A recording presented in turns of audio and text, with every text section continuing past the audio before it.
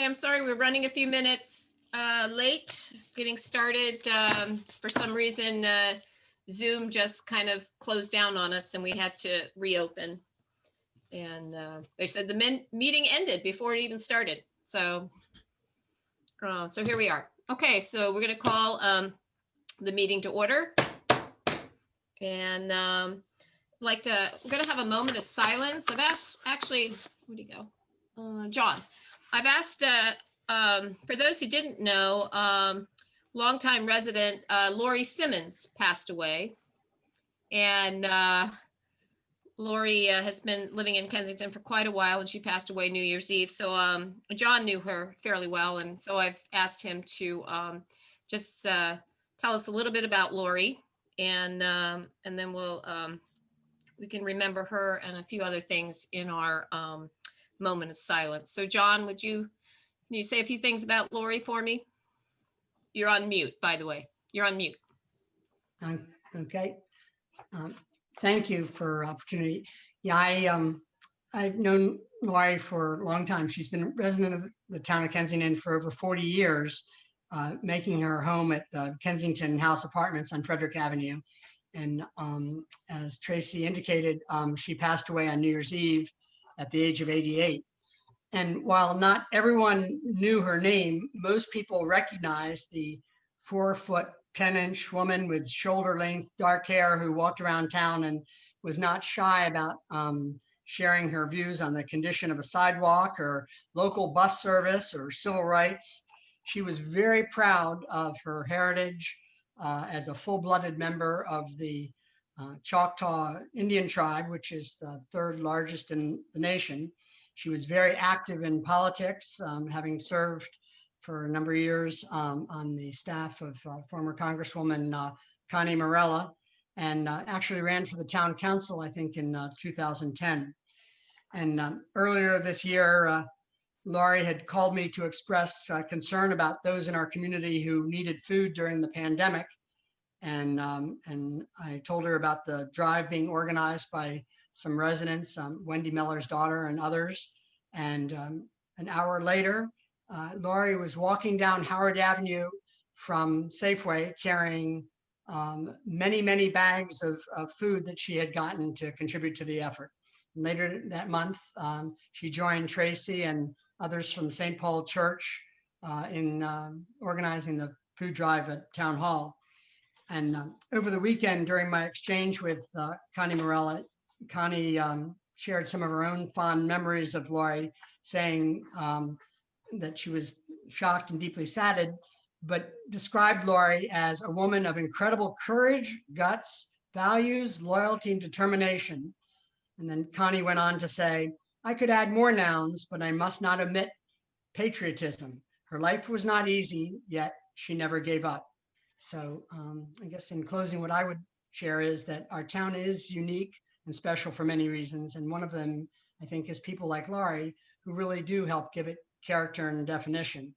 And fortunately, her lively spirit and strong values will continue to exist through all the many people with whom she interacted in her life in our town. So thank you for that chance to remember Lori. Thank you, John. I knew Lori very well. She is one of those people that you if you saw her, sometimes if you just didn't want to be fussed at, you went to the other side of the street. No, she didn't see you. But I had opportunities to really get to know Lori better than I ever did before at the food drive, and I really enjoyed my time with her. And I felt like it was long coming, but we actually developed a friendship and had more opportunity. I was less likely to walk across the street because she and I just developed a nice relationship. So I was sad to hear that she had passed away. She was a force of nature. She certainly was. I also want to for us to remember the Raskin family. Who lost Jamie Raskin is our District 8 congressman, U.S. congressman, and they lost their son last week, I believe. And so that's very devastating for them. And also I think we need to have, say, prayers for our nation right now. I think that would be very appropriate. It's a very difficult time to be an American right now. So I think we could use some prayers or some thoughts. Is there anybody else that would like to add to this list?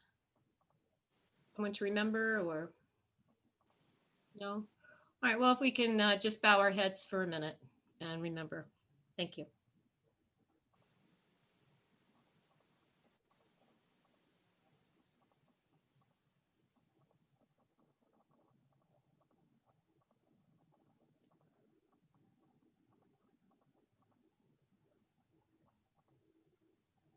Thank you very much. Okay, we'll move on to the approval of the minutes. Nate, I think Susan had updated your one little change. Was it okay? What you got? Yep, good to go. All right. Is there any other changes to the minutes from the December 14th meeting? If not, if we can get a motion to approve the minutes.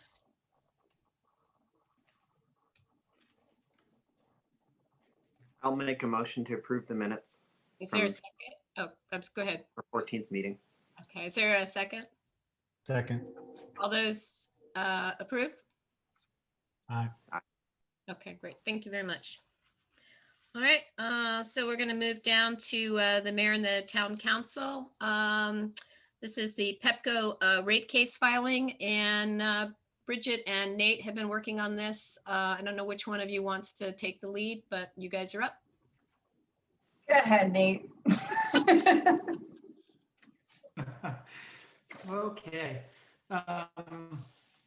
So during the last council meeting, we discussed the potential of getting some advising from a street lighting consultant. So Bridget and I had some conversations with one consultant by the name of Scott Watson, who's advised some of the other local municipalities and jurisdictions and neighborhoods.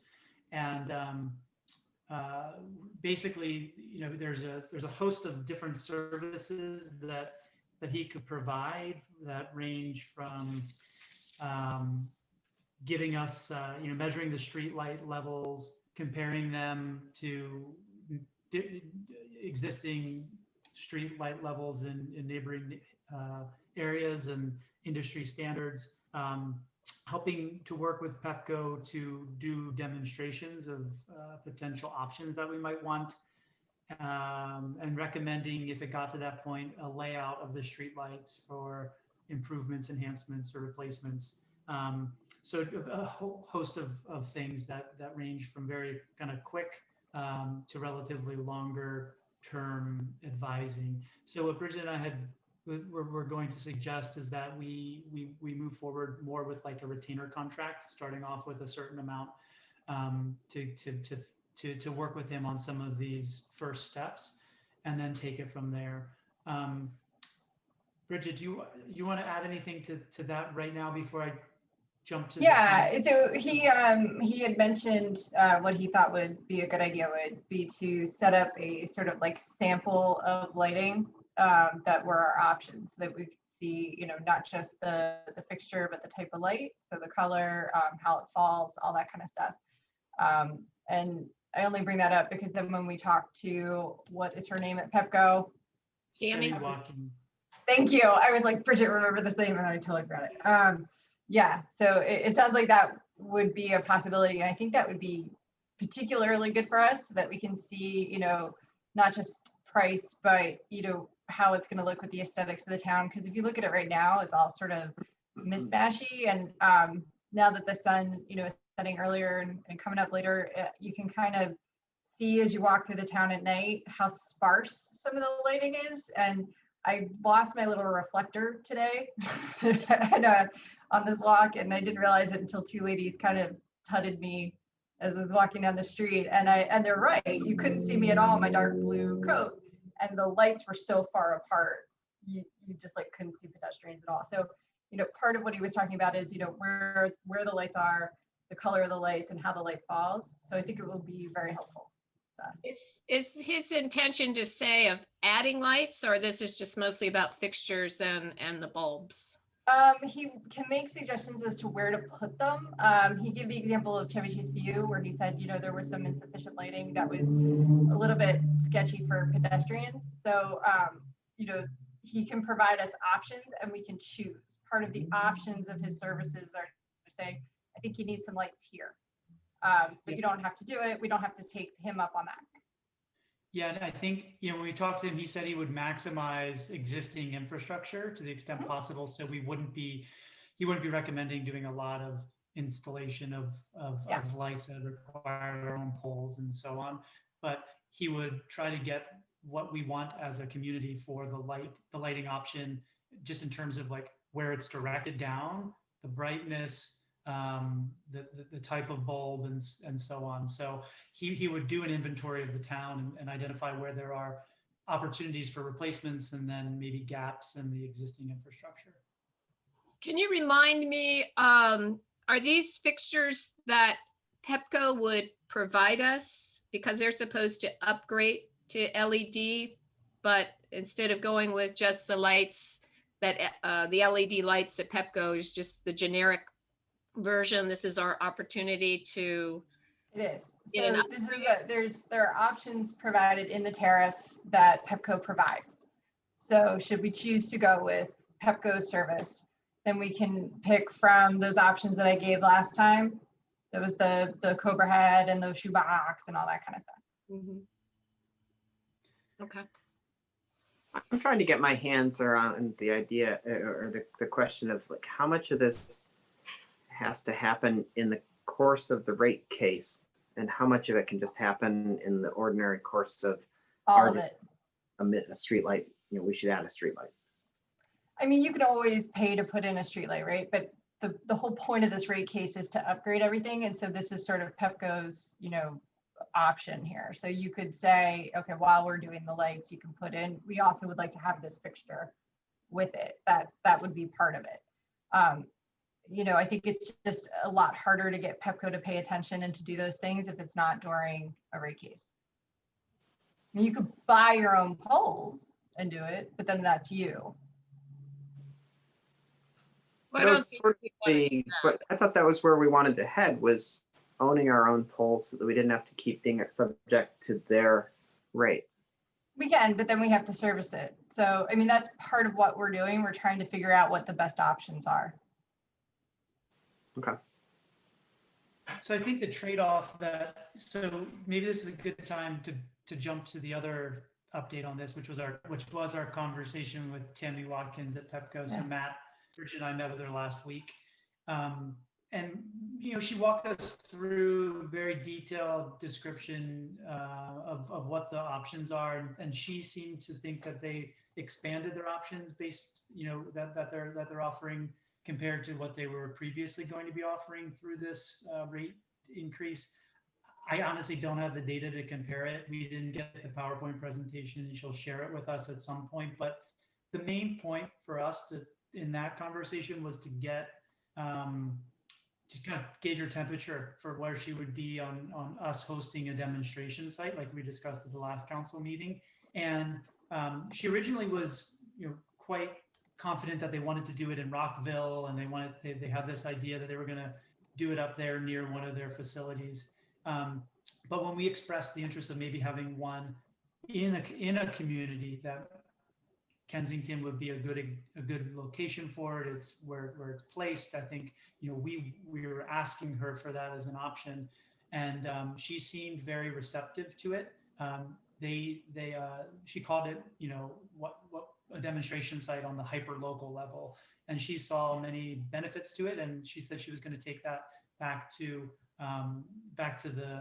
her team or whatever, or whoever was going to be consulting in the very next meeting they were having was to discuss these things. So she said that she would be more than willing to kind of have that conversation, come back to the council and actually report to us or be present for like Q&A on that particular issue or even broader issues that Bridget and I might not be, or Matt might not be expert enough to discuss at the next council meeting. So one of the things we wanted to propose was that we do invite her to the next council meeting to have that discussion around a demonstration site potential. And she said she would know by then whether Pepco would be receptive to it.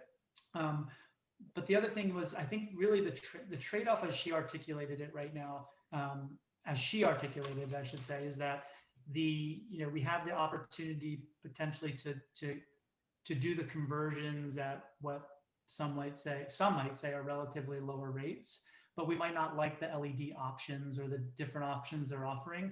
So the other option is to wait and get more options, but then it might become more expensive. So the idea of having a demonstration site, I think, is a really good one because it can kind of buy us time in the process. It can also give us a better understanding of exactly what these things look like in our own community. And we might be able to, and she expressed the willingness to work with us to maybe even show a couple that might not be official offering by Pepco, that we might want to propose if our lighting consultant, for example, is suggesting a certain type of LED, number 3 versus number 5 or whatever, and they don't offer it, we could demonstrate that too. So having the demonstration site, having the lighting consultant, being involved in the rate case, I think the whole point is it buys us more time in the process. So to answer your question, Darren, as I understand it, at least, I'm sure Matt and Bridget can add to that. No, that's just right. And I think too, we've seen a couple emails from folks in town of, with the concern about light going up or light shooting into houses, that kind of stuff. And this would give us sort of the chance to mitigate that. So if you look at the higher level lights, like the type 5s, they're pretty bright. And I think we can really clearly see a type 5 versus a type 3 if we have the demonstration site. And then also not just, the intensity of the light, but where it goes. So I think it will help us make a better decision. Honor, did you have any questions? No, not this time. Okay. All right. Any other questions, Darren? Nope. Thank you. Do any residents have any questions? It's not a riveting topic. Well, it will be if somebody doesn't like the lights. Yeah, I know. It will become a very riveting. That was going to I be know. my comment. As soon as you get this test site up, it's going to be. I know. So, Yeah.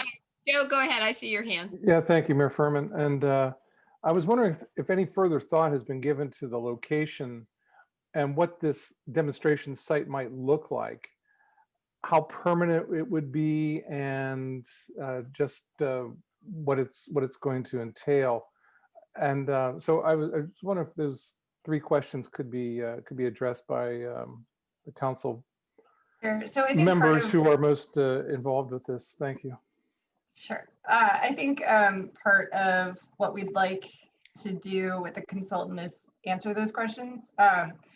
We have to find a suitable place, basically where the light isn't going to shine right into everybody's houses. I think, task number 1 that would allow us to answer all those questions is, formally bringing on this consultant, and then going through that with Pepco, because that's not something we can do unilaterally. How permanent would this demonstration site be? I mean, once you put up the lights, the light poles, the fixtures and everything, it's not going to be quickly taken down. This whole process isn't going to be very quick in general. The whole idea is to delay so that we can, have our choice. But to my point, but I'm sorry, Councilmember, but to my specific question about. I'm trying to get there. So basically what I'm saying is I don't know yet. We need to talk to the consultant. All right, that's glad you got there. And I'm glad you were so patient. Thank you. Thank you very much. And I have things that have to happen. I think one other question though, I'm sorry. Last time we discussed can I come this. in here real quick on response to that question, Joe, because I think it's important to know that all this is contingent upon Pepco being open to doing it. So Right. we don't even know yet if they are. So we should, please bring these questions to the next council meeting if we agree that we're going to invite Tammy Watkins from Pepco, because Sure. she'll be able to answer all this. You know, they do Right. things like this all the time. And Okay, fair enough. I mean, I think it's a good idea to invite her, and I think it would be It's great to also have going to her, be important have her to have, input. you know, first and foremost, Pepco's, you know, blessing to do this and, Right. support to do it. And I think all those questions, I would imagine, are probably up for negotiation once they would agree. Thank you. At the last meeting, there was a fair amount of discussion about a site along Kensington Parkway. And I'm wondering if there's any more specific discussion among the council members involved in this about the location. This is not something necessarily that Pepco would be involved in. I think we were talking about Kensington Parkway because it's a good example right now of bad lighting. If you go up and down that street, you can see a lot of examples of mismatched light. So LED, vapor, and then HPS. So I don't know if that's an ideal spot, but right now, if you go there, it's a great example of bad lighting. And you're giving thought to other potential sites in town, as I recall from the December meeting, right? Absolutely. What are those sites?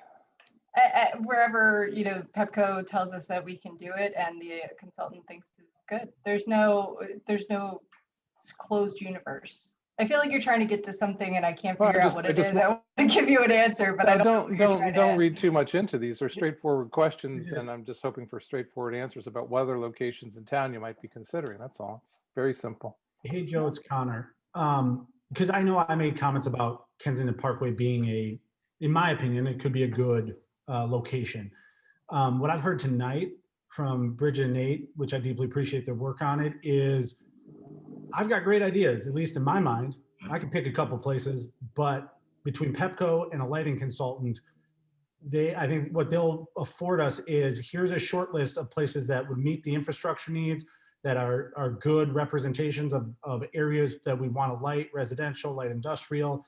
And so once they prepare that list, then hammer away at us how we want to rank order that. But to Bridget's point now, even I will backtrack to say, I'd like to wait to see what Pepco and this lighting consultant say, because I'm not a lighting consultant. I don't know the first thing about it. So now I'm willing to step back and wait for them to bring their expertise to us.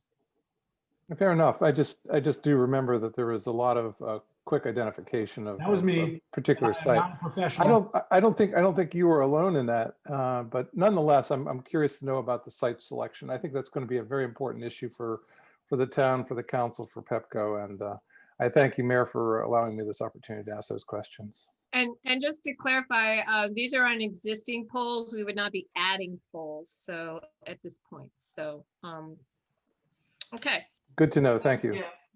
Let me just add too. I mean, I appreciate those the questions by Mr. Campbell.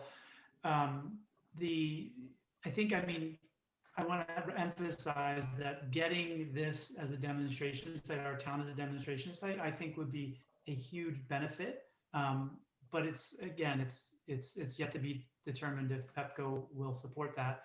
And just think of the alternative if we're not able to do this.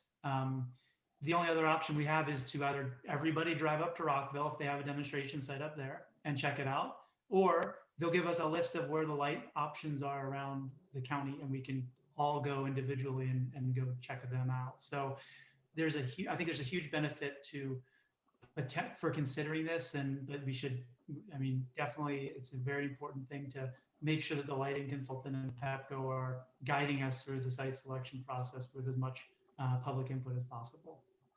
It wouldn't be a bad idea necessarily to have a demonstration site in Rockville either. I mean, I don't think that should be ruled out as inappropriate or unfeasible. Okay. Any other questions from the audience? Okay. On the if you want us to look into the hiring a light consultant, do we have any idea of the cost that we're talking about yet? Or? So we would probably set the initial contract at not to exceed $5,000. Okay.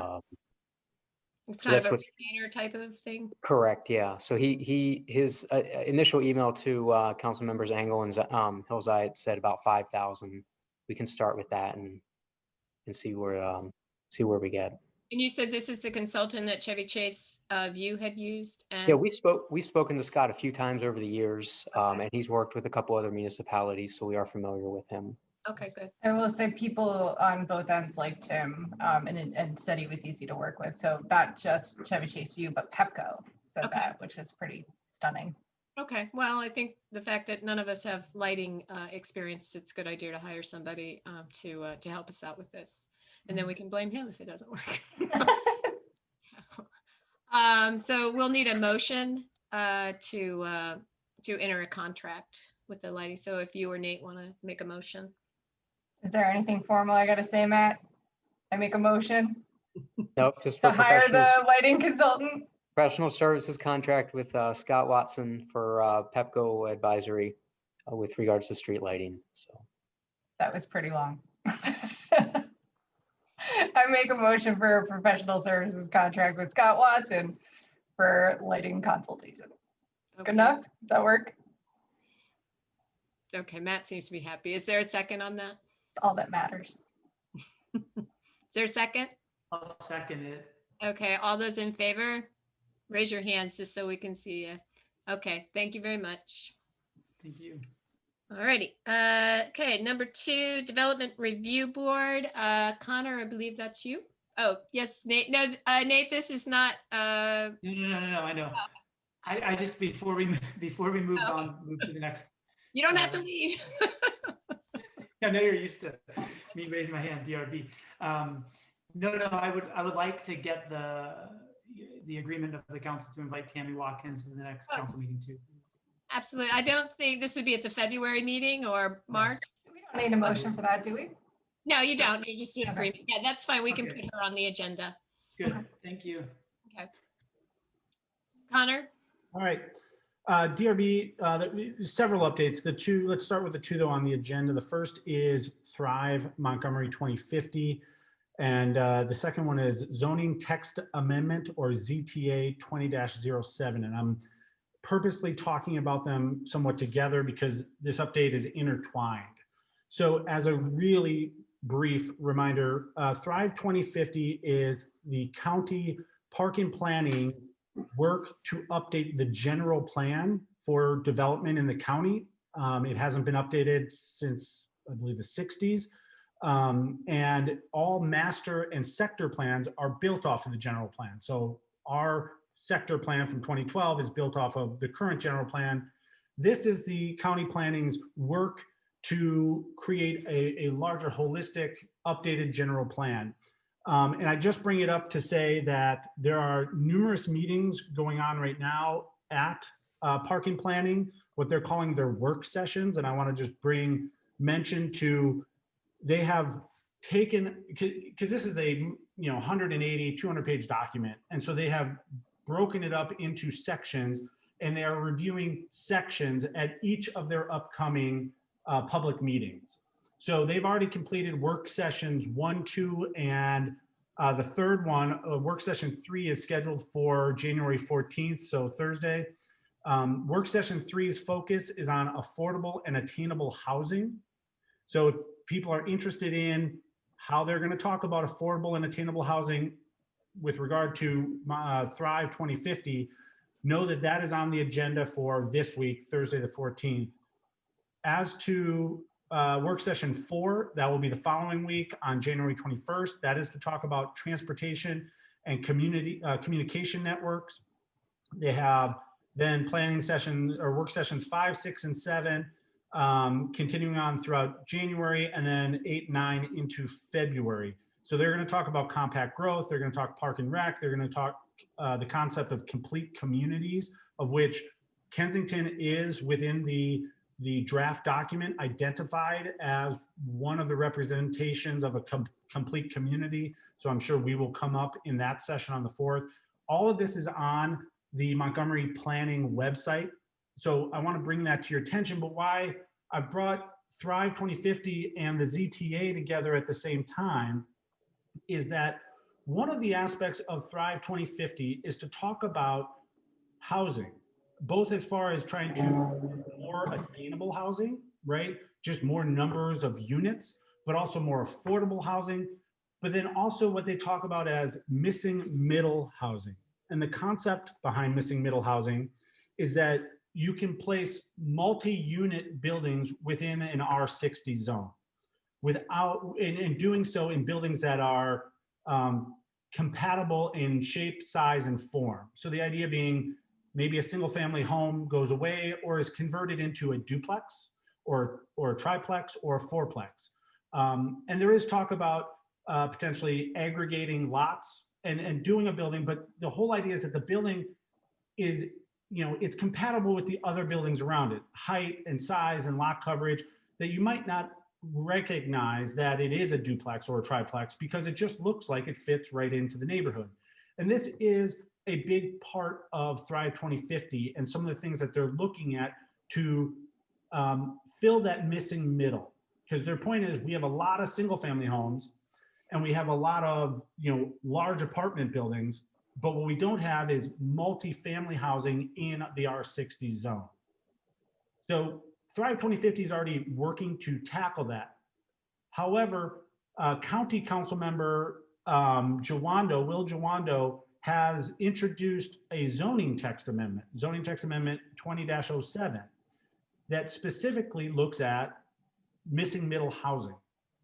And his focus is on areas within 1 mile of a metro station, and then additional parameters if it's within a half mile. And what it does is it eliminates or reduces some of the land use restrictions. You can get greater lot coverage, density, and other things.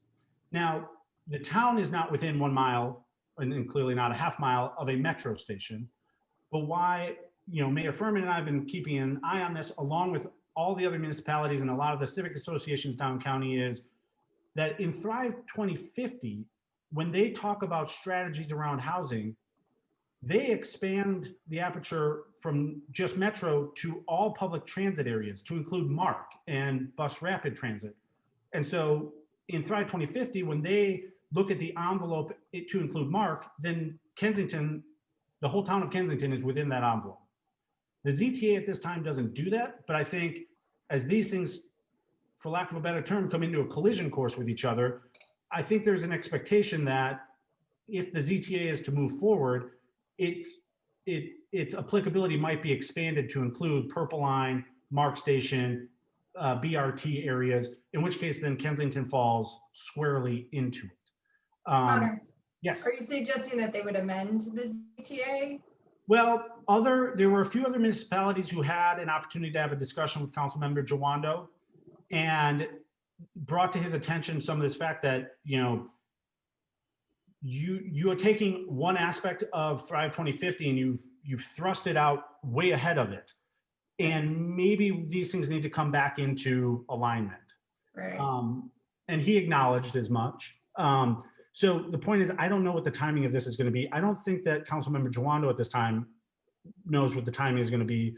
That it may be that ZTA 20-07, when it has its public hearing, it may be that the brakes are tapped on it and they allow it to kind of float back into the Thrive 2050 planning. And that was the preference for most of the people on the call that we were on. Right. Planning is looking at it January 28th, the ZTA. They claim Casey Anderson and Gwen Wright, who run the is the board president of the board, and then Gwen is the executive director. That they didn't know about Jawando's ZTA legislation, so they're kind of playing catch up on it. So you have to look at things like the two houses that were built on DuPont and then on I guess St. Paul. If this had been in place and it was we're near the MARC and the MARC was included, you could, instead of single family homes, they could have put up a home with 2 or 3 apartments in there, or condos, if you will. And it's not really about affordable housing. At least Will's is not about affordable housing. We had a very long discussion on that one. It's really to provide additional housing in these areas in which multifamily housings, which are missing, which is in R60. So, That's What's the benefit if not affordability? well, that was the huge discussion that all of these municipalities and civic associations had was, Yeah, it's not especially just, the Chevy Chases where it's so expensive Yeah. just to buy. right. and So you're so, just gonna put in a $800,000 condo, like, okay. and in that discussion with Councilmember Jawando, it was kind of identified that it's not about more affordable housing, meaning additional housing that is at an affordable rate. It was just trying to provide other types of housing that are less expensive than the single family home, right? So there's a number of residents here from Frederick Avenue. The old brown farmhouse came down, they built two large houses on it. If this ETA was in place, to Mayor Furman's point, those houses could be the size that they are, but it could be two duplexes. And now instead of, paying $1 million for a house, you've got two houses that are each 600,000. Is that affordable? Is that how it would work? I mean, I'm genuinely curious. I'm not trying to be snarky. Well, no, 'cause I no. usually am, but Bridget, these are Just the because it's questions. coming off that way doesn't mean. These are all the questions. I can't turn it off. Right? Are these fee simple? Are they being sold? How can you do that? How can you sell portions on the same lot? Would they just be rentals? And unfortunately, these were things that were brought up with Councilmember Jawando. And at least at that time, he did not have all of the details. And that's what the public hearings are for. So the long story short, the purpose of this update on these two items is that there are two upcoming public hearings. One that Mayor Tracy already acknowledged, that is the County Planning Board will have a public hearing about the ZTA on January 28th. The County Council is also scheduled to have their first public hearing, or the next public hearing on it, on February 11th. And so they too will review it. But in our discussions, which the group that Mayor Furman and I are talking about, this was all just municipalities working together to share common thoughts, concerns, ideas. And actually a lot of civic associations Yeah. on that last call. We notated also the concept of infrastructure is nowhere in this ZTA. There's nowhere being discussed about, listen, if you start taking some of these older parts of the county, down county, and taking down one house and then replace, a one building that is for one household and putting up a building that now is for 2, 3, 4 households, stormwater management, sewage, electrical, roadways, parking, there's a number of things that bubbled up during the ZTA discussions about accessory dwelling units that also apply here, that there are no details in the draft ZTA, which for those of you following along at home is in the packet for this evening, the agenda packet. And this is on a much larger scale than accessory dwelling units. Right. I mean, so, this is, you can look at the property on Frederick and you could have had 2 more houses on there if they were, you could have put. And I'm sorry. Yeah, no, that's all. This is for R60. So where are we talking about? I thought Knowles Manor was R50. Yeah, they were taking R60s, which is a single family home, and allowing multifamily homes on them. So Okay. This is the Pitchfork. This is St. Paul Street. This is Frederick. Just want to. So we're pooling all of our concerns together with this larger group to discuss all of these things. Now, Mayor Tracy also brought up the planning board was not made aware of this ZTA being introduced ahead of, because their point is also, if the desire of the planning board is to get Thrive 2050 approved and then let each local area go through their master plan or sector planning process to, have a more focused approach to how to apply the county's Thrive 2050 principles to their area. And this ZTA is a global countywide thing. So, there's a lot more questions than there are answers at this moment. The biggest thing is, obviously we're participating in all of these meetings. I know, Mayor Tracy has talked to our county council rep, right, Andrew Friedson, but there are 2 public hearings if people are interested in these things to come back and participate on either January 28th or February 11th. And we did ask about the historic district, and, you know, the houses would be under the same, they'd have to get hops, they would have to be approved, you know, if Connor was taking his house and instead of adding on, he would have to, you know, and he wanted to add on another house next door in the land, they would have to all go through the HPC. So. Now, the other part to us as a municipality that all municipalities had the same concern, which is not identified, and there's nothing in the ZTA that talks about this, is how would this ZTA interact with individual municipalities' codes, right? Or setbacks. Sector plans. And Yeah, stuff, right? so No, it's more the setbacks. yeah, setbacks. Heights. If we don't have it, but other municipalities do, but if we opted to put into our code things like lot coverage percentages and other things like that. Now, and there are a few jurisdictions that have more zoning control than we do, but that's the thing. There is no details as of yet as to, does the ZTA trump all of that, right? Does all of a sudden our side and rear setbacks, which are more restrictive than the counties, get thrown out? And What's the precedent, Connor? What's the precedent for other ZTAs? They override all the local. Matt, Right. with the ADUs, you still had to comply with the setbacks, correct? And then they Correct. had a percentage, a lot coverage percentage. Your ADU could be a certain size based on the size of your primary dwelling. Correct. So the only restriction they would have within the town is the side yard setback, but otherwise we would defer to the county on ADUs. So, but yeah, but that's the thing. There is nothing in this ZTA that mentions whether or not Chevy Chase or us or Gaithersburg or, you know, how their individual. Well, code would apply. Gaithersburg and Rockville had their own zoning, so it wouldn't apply in those, but everywhere else in Montgomery County it would. If this moves forward, could we expand the historic designation district?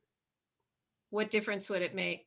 Because then it would have to, anything that goes through would have to have the HALT process, which would make it more difficult for that to get approved. Just saying, as a Yeah, safety. Hypothetically. It's a difficult process. I attended a meeting with Rebecca Ballo, who heads up the HPC staff person, and you have to have enough historic homes to make it where, you know, like you wouldn't go on Frederick Avenue. There just aren't enough homes to do that, to make it a historic. Even if you might have one, it's not a neighborhood. So you have to have more than one to make it. Anyway, so I'm hoping that, we've talked about letters, I believe. I don't have any really, I think you're right. We need more middle housing. And as somebody who lives in multifamily housing myself, in a townhouse on the edge of R60 homes, you know, I'm all for them. I'm just not sure that I'm for this. I think there's just not a,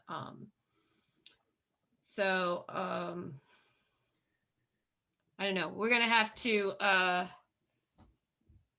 decide whether we want to send a letter in before the February, at least before the February meeting, the county council meeting, and testify whether this is something that we want to support, not support, or ask that the county council consider just pushing this into the 2050 Thrive.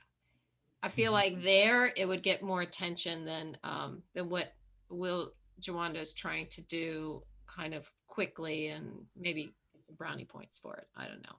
So based on that, you know, I certainly plan to attend the planning board session, public hearing on the 28th, and then, you know, prepare another update for our February 8th town council meeting. And I think at that point we draft and get the letter in by the 11th.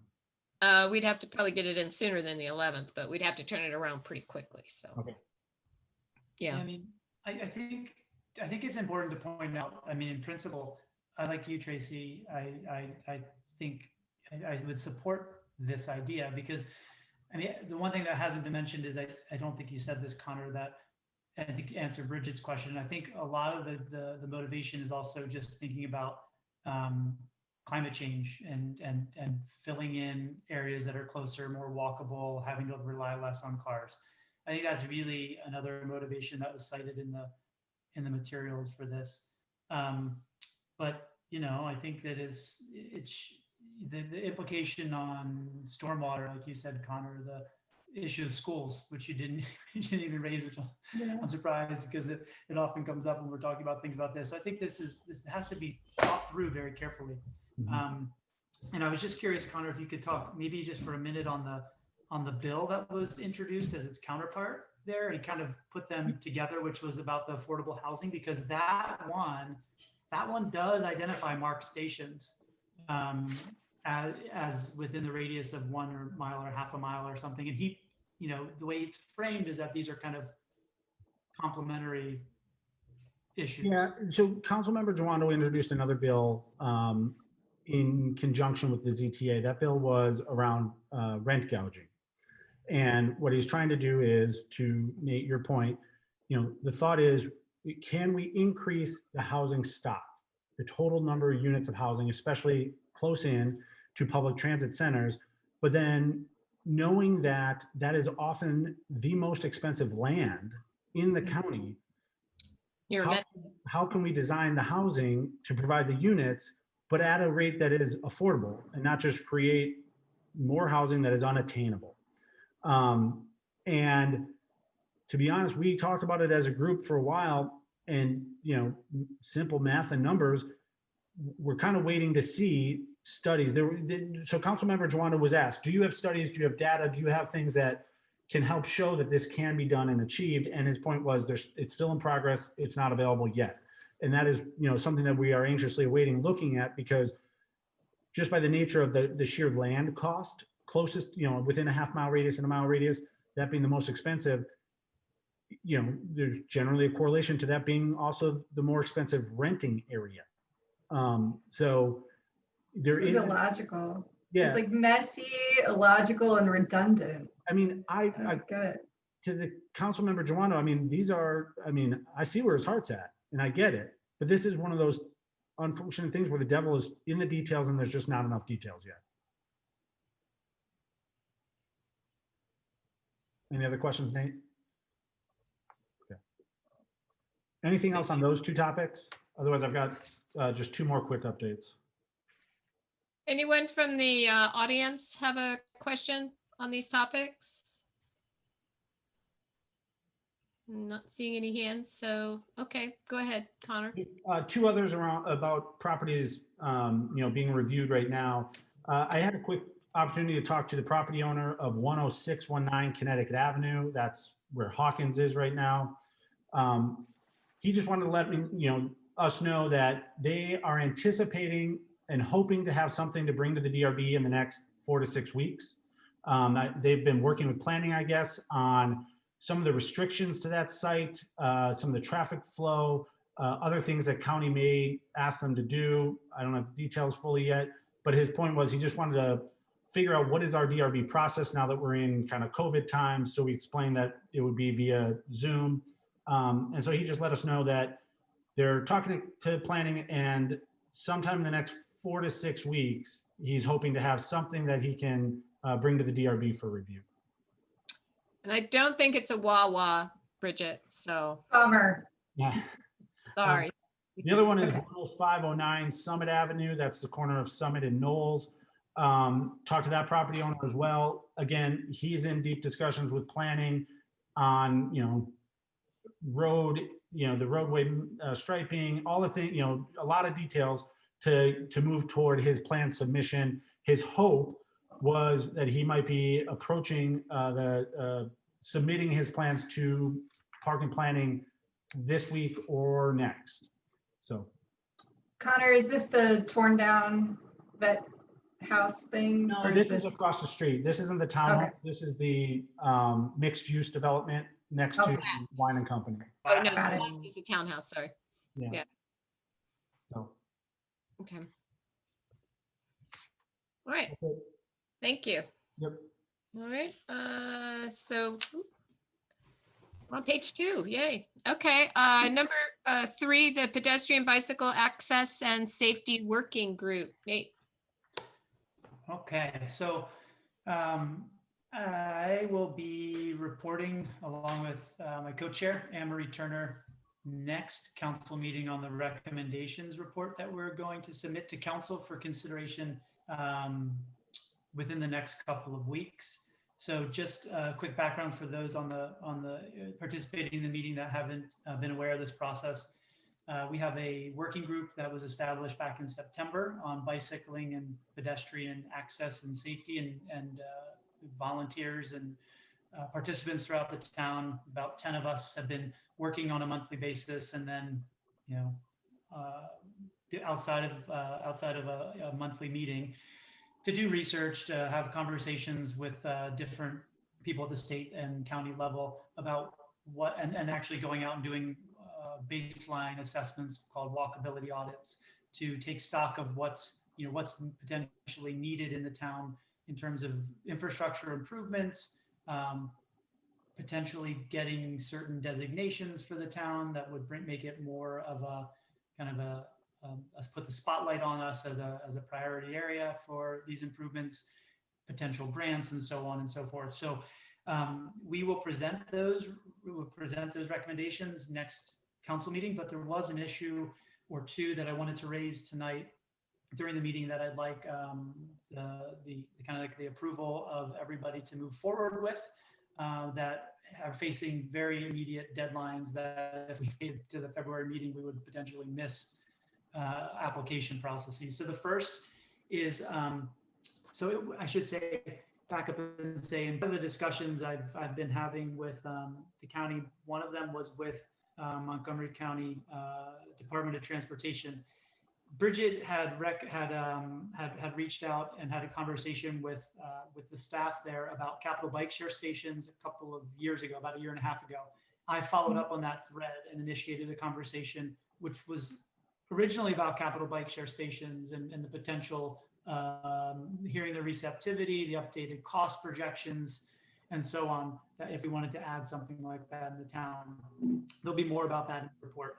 But the point is, in that conversation with the county, it was raised that there is a grant program that's called the TLC grants, which are Transportation Land Use Connections Program. It's of Metropolitan Washington Council of Governments, the COG, where they can provide us or a member of COG, which is not us actually, so it would have to be the county, with technical support to jurisdictions who are wanting to pursue kind of innovative projects, to do conceptual design, to do preliminary engineering design, what have you. And just to give you a quick example, some of the things that have been supported in the past are bicycle and pedestrian safety and access studies, transit-oriented development studies, streetscape improvement plans, design guidelines and roadway standards, transit demand and feasibility studies and analysis. So it's a pretty applicable and relevant grant to some of the stuff that we might want to do or are recommending. But it will require us, first of all, to get the county's support to put in, kind of sponsor us to put in a grant proposal on our behalf, because we are not, again, we are not a member of COG. And second, we would have to do it pretty quickly because the deadline for this is end of January. So in some back and forth with the county, I did kind of suss out whether they might be receptive to supporting this. If the council, I told them I was going to present it at the council meeting tonight, and if council was on board, would they be receptive to supporting it? They came back unofficially and said, look, we're going to be meeting about this very week, so let us know what the council says. And I originally had taken they were the one that suggested the program to us in the first place. I don't think they realized that we weren't able to actually apply ourselves. But when I came back to them and said that, it kind of precipitated this follow-up discussion on whether they might support us in a proposal.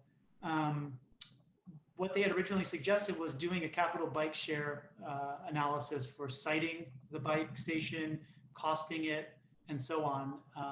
However, in the back and forth, one of the recommendations for the working group is around the Connecticut Avenue corridor and making that, studying that to make it a more pedestrian and bicycling prioritized area. and what improvements could be made, and doing some analysis there. So I asked them if they would be if it would be more attractive to them to have a broader study if they were to support something, and they said absolutely. They said that's something that they could see supporting, because it could include also the capital bike share analysis. It would be focused on making those enhancements to a very challenged area, and that there could be lessons they could extract for other corridors like that throughout the county. So the question is, I think to everyone, is that, do you support me moving forward with, and the working group moving forward with them to put together a proposal to get this grant to study this issue? And before hearing your reactions to that, one other thing that's, I think, worth noting, that one of the recommendations we'll be making is, it's the first recommendation actually, is to, and you might be familiar with this process because you may have looked into it before, I'm not sure, but is to seek designation by the state of Maryland for a bicycling and pedestrian priority area. So this would, what this does, and I'm going to read it here because this is what it says in our report. It says, once the Department of Transportation designates an area as this, you start to draft the bicycling and pedestrian priority area plan. And that then would be the next step is to work with SHA, which helps to lead the process, to do partnership with local governments and get kind of everyone coordinating officially around those priority issues in town. So it would be almost like our working group taking it to the next level and officially involving the other local partners and state partners in that.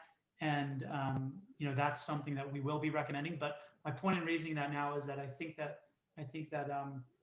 if I go back to the county, the Department of Transportation, and ask them if they will officially support us with this, I also think I want to flag to them that we would be interested in getting their support as well, a letter of support from the county when we apply to this for the state, if we choose to go that route, because we would need a letter of support from the county to do that. But that application process for the bicycling and pedestrian priority area is not as time dependent. It's just that I think I'd want to raise this to the county at the same time.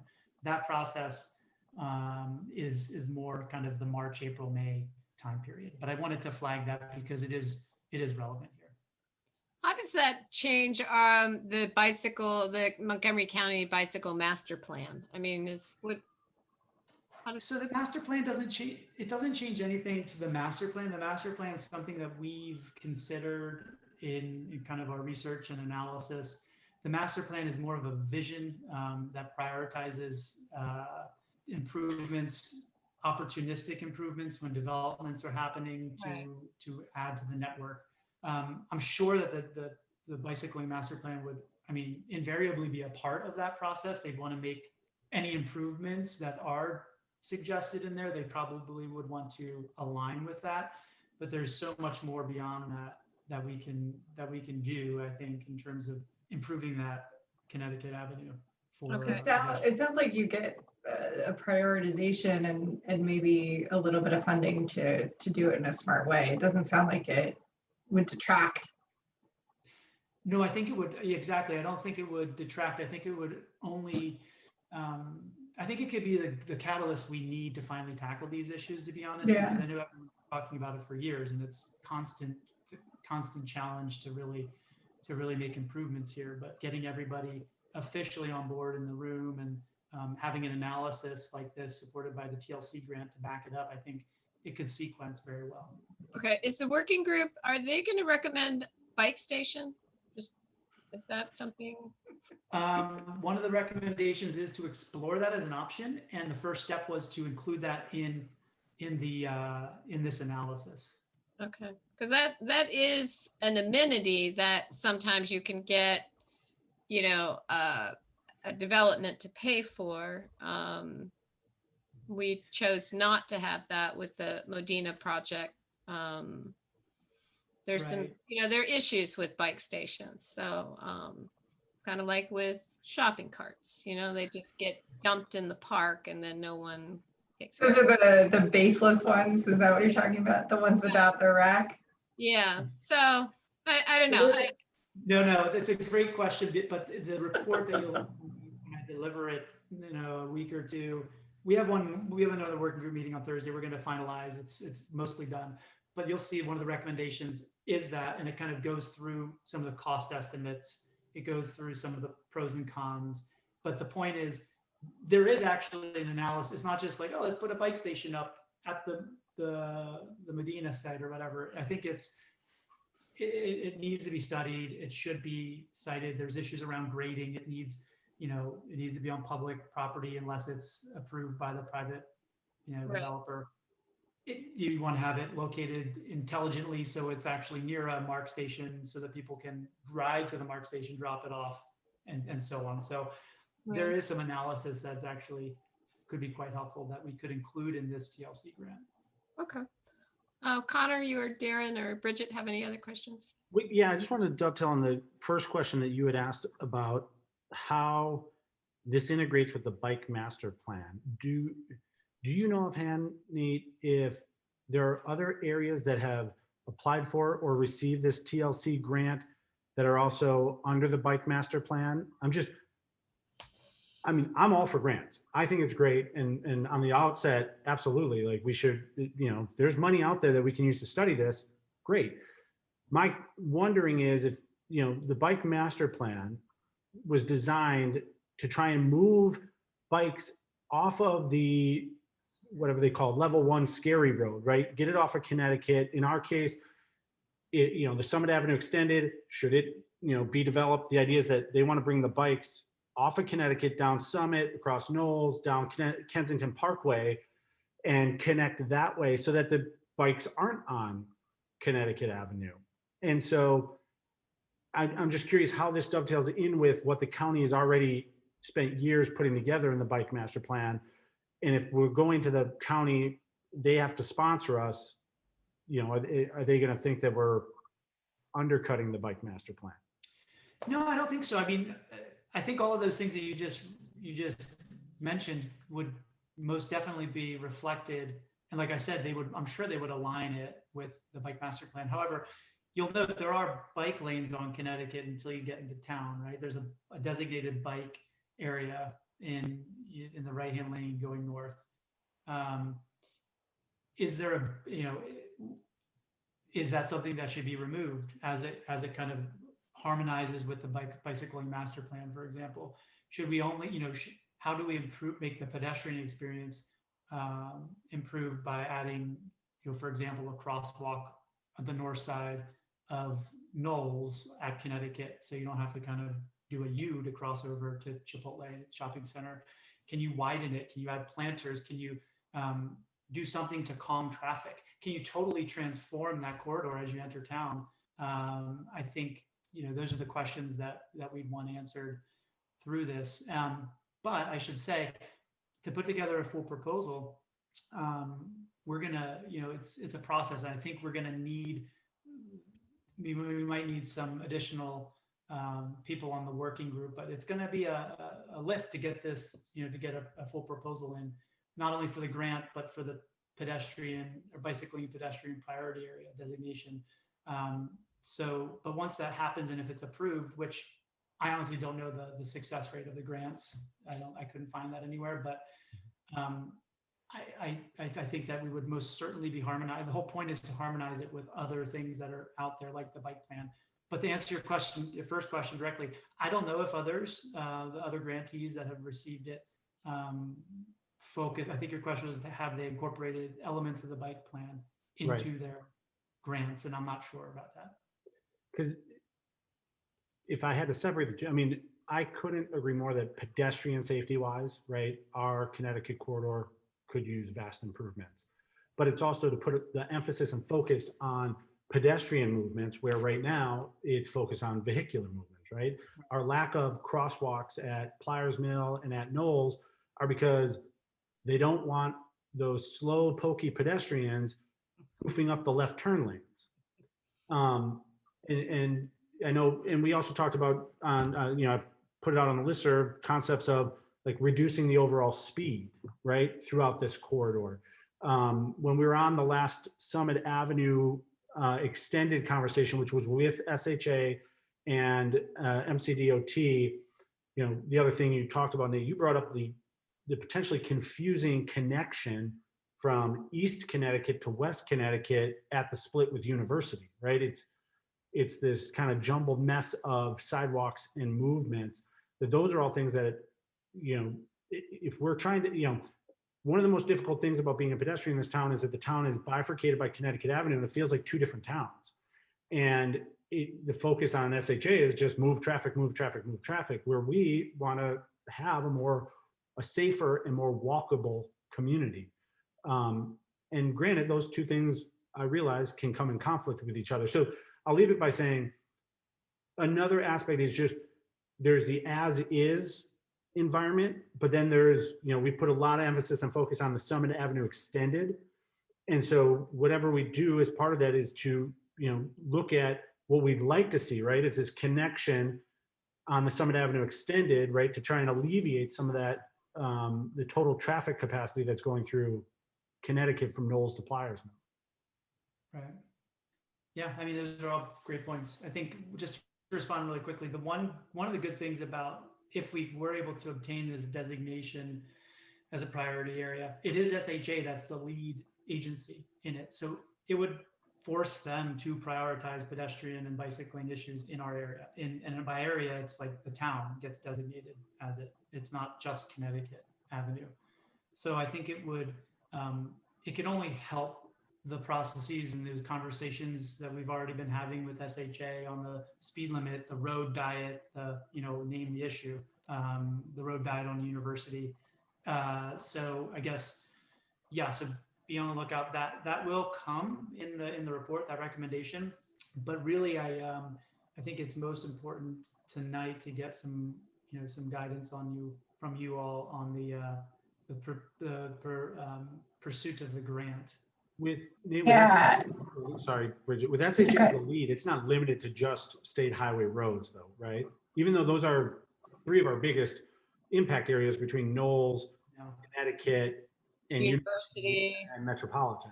No, as I understand it, it's an area. And Okay. then because it's a state program, they have to have designated state agency to lead it. And then they kind of lead with the organization. It's supposed to be participatory, a lot of stakeholders. My recommendation, or our recommendation, I should say, in the report is that our working group we would constitute that that initial stakeholder input would come from various people, but one of which would be that our working group would kind of continue to live on through that process if it's successful. Okay. Darren, do you have any questions? I don't. I think, you know, pursuing the grants certainly meritorious and, you know, more meritorious. Slip that into casual conversation. Matt, do we need a motion on this, or we can just have a consensus? Bridget was going to say something. Oh. No, I was going to say it sounds like it's much more comprehensive. Meritorious aside. Yes, comprehensive. You're really standing on this? Pretentious. Yeah, no, it sounds like it's more comprehensive, A, and B, yes, we want free money. So if I can help you anyway, please let me know. I don't know why this is questioned. Let's just do it. Yeah, it's good. Thank you. I appreciate the feedback. Matt, was that we just need the consensus? I just want to be clear. Yeah, I don't think a formal motion is necessary. I think it's just kind of a direction that Nate can proceed. Yes. Yeah. Thumbs up, everybody. We're good. Yeah. Okay. Great. Thank you. Thanks, everyone. Thank you, Nate. Okay, the town communication online permitting system upgrade. Connor, or you or Matt, who's talking to that?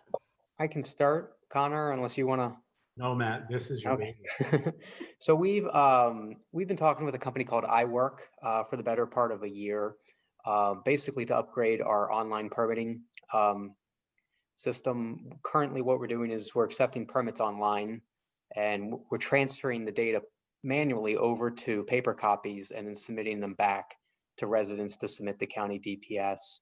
And we're kind of looking at a program that would allow us to do everything online, take a lot of paperwork out of the staff's hands, keep everything online. And in talking with them, they are a parent company of another company called TextMyGov. And this kind of caught my attention as it allows the town or community to send out notifications through a text message. And it also allows individuals to search for certain information through a text message. And we asked them to do a presentation. Connor and I attended the presentation back a couple weeks ago. And we provided a couple quotes. I mean, I'm not necessarily ready to move forward with either one. We just kind of wanted to give the council some information and kind of let everyone know it's something we're looking at in the near future, or at least to put in the FY22 budget. But they, at least with the iWorks program for the permitting, it would definitely streamline our permitting system, make it easier for the staff and for our residents. And you know what I liked about the text messaging system is it would allow us to provide information to our residents in an emergency or an advisory capacity outside of constant contact, which we use for our email notification and e-blast. So. And just to be clear that we would have a link on our website. If you wanted to fill out an application, then it would take you to another site. Is that correct? Correct. So you would click on the permits section of our website still, and it would take you to the iWorks vendor, where you would fill out a form pretty similar to what you're filling out now. And they would be able to make the page look similar to our website, color scheme and schematics. And then the information would come directly into our system, and we would be able to release the permits electronically as opposed to printing them out, putting in the information, scanning them back in, and sending them back to our residents. Okay. And people would be actually filling out the form as they're typing. Yeah. And it also cleans up another issue we're having. We have not a lot, but we get a number of permits, once a week, a couple times a week, where they don't live in the town. And then we are in a situation where we have to reimburse them, and we do not get the 3% back from the current credit card subscriber. So we're losing some money on the permits that we cannot accept. And in this system, the iWork system, we would not accept the funds until the permit has been either approved or reviewed by the town. So it kind of a delay effect as opposed to taking the funds up front. Okay, so you would look at the permit first, see it's not in the town, and you would just return it to the sender and say you don't need one with the town. Correct. We'd have an opportunity to review the permit before the permit fee funds are accepted into our system, which we can't do at the current time. So. Right. Okay. And then, additionally, let's say I'm doing something rather large and I submit a permit and staff reviews it and says, you didn't fill this out right? The fee that was calculated is not right. That doesn't have to be reworked either. So it's just great that we, Matt or staff is accepting payment from a valid town resident only once it's been determined that the permit is going to be approved and the permit fees are calculated correctly. Okay, that's good. To the TextMyGov, I think most people are familiar with these kind of opt-in systems. So again, this isn't something where, because you've called us, we have your number. You would opt into it like you did with Constant Contact, and it would be used by the town when there's an emergency, a water main breaks. Or what I saw the other day, there was some WSSC contractors were resurfacing a street outside of our town, but they had to close down portions of our town. Or Mulherring comes in because there's an emergency tree issue. And again, maybe there's a tree down, or maybe there's a road closed, or maybe it can alert people ASAP so that they know to stay out of that area, or, avoid the area, drive a different way in the morning. If there's some massive, I imagine, snow emergency, right? Those kind of issues where timeliness is very important. So that it's not, I'm not going to check my email till I get to work. Well, now I've figured out the hard way that there's a problem. Okay. Anybody have any questions?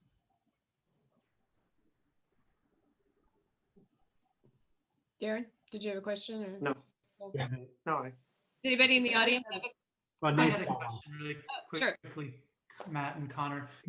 I noticed in the proposal for the, what is it, iWorks, is that how you pronounce it? Yes.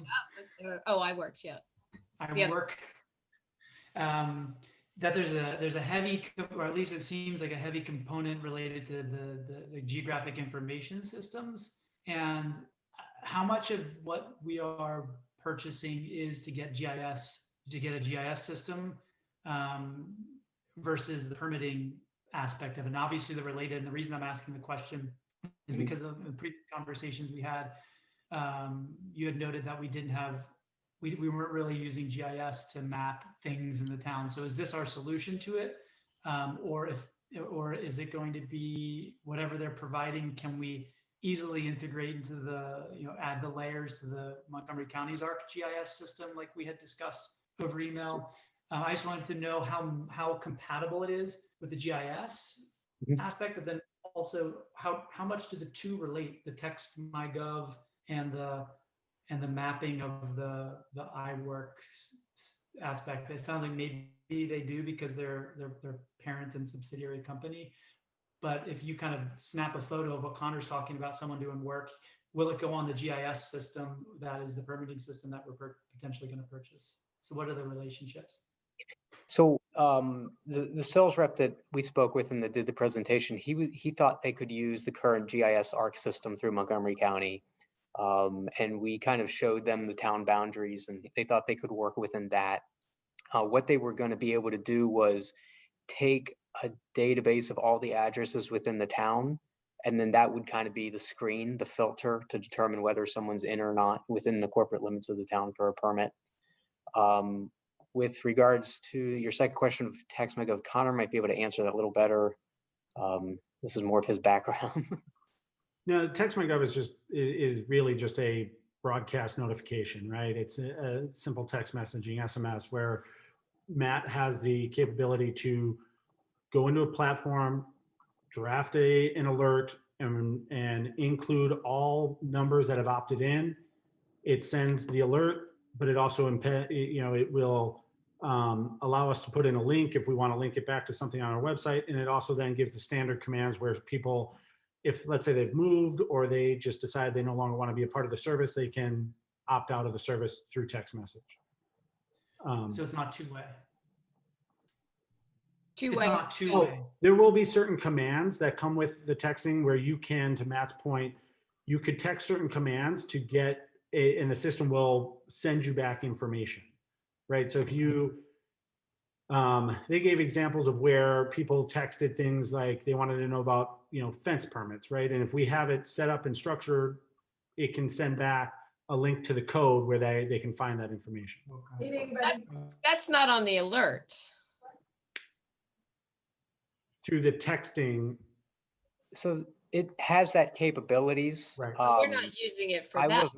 No, not specifically. I was looking at more of an advisory or emergency notification system. Like an Amber Alert or a weather alert, something like that. Because my preference is still to have the residents go through our service request form, which works very well for us and the staff.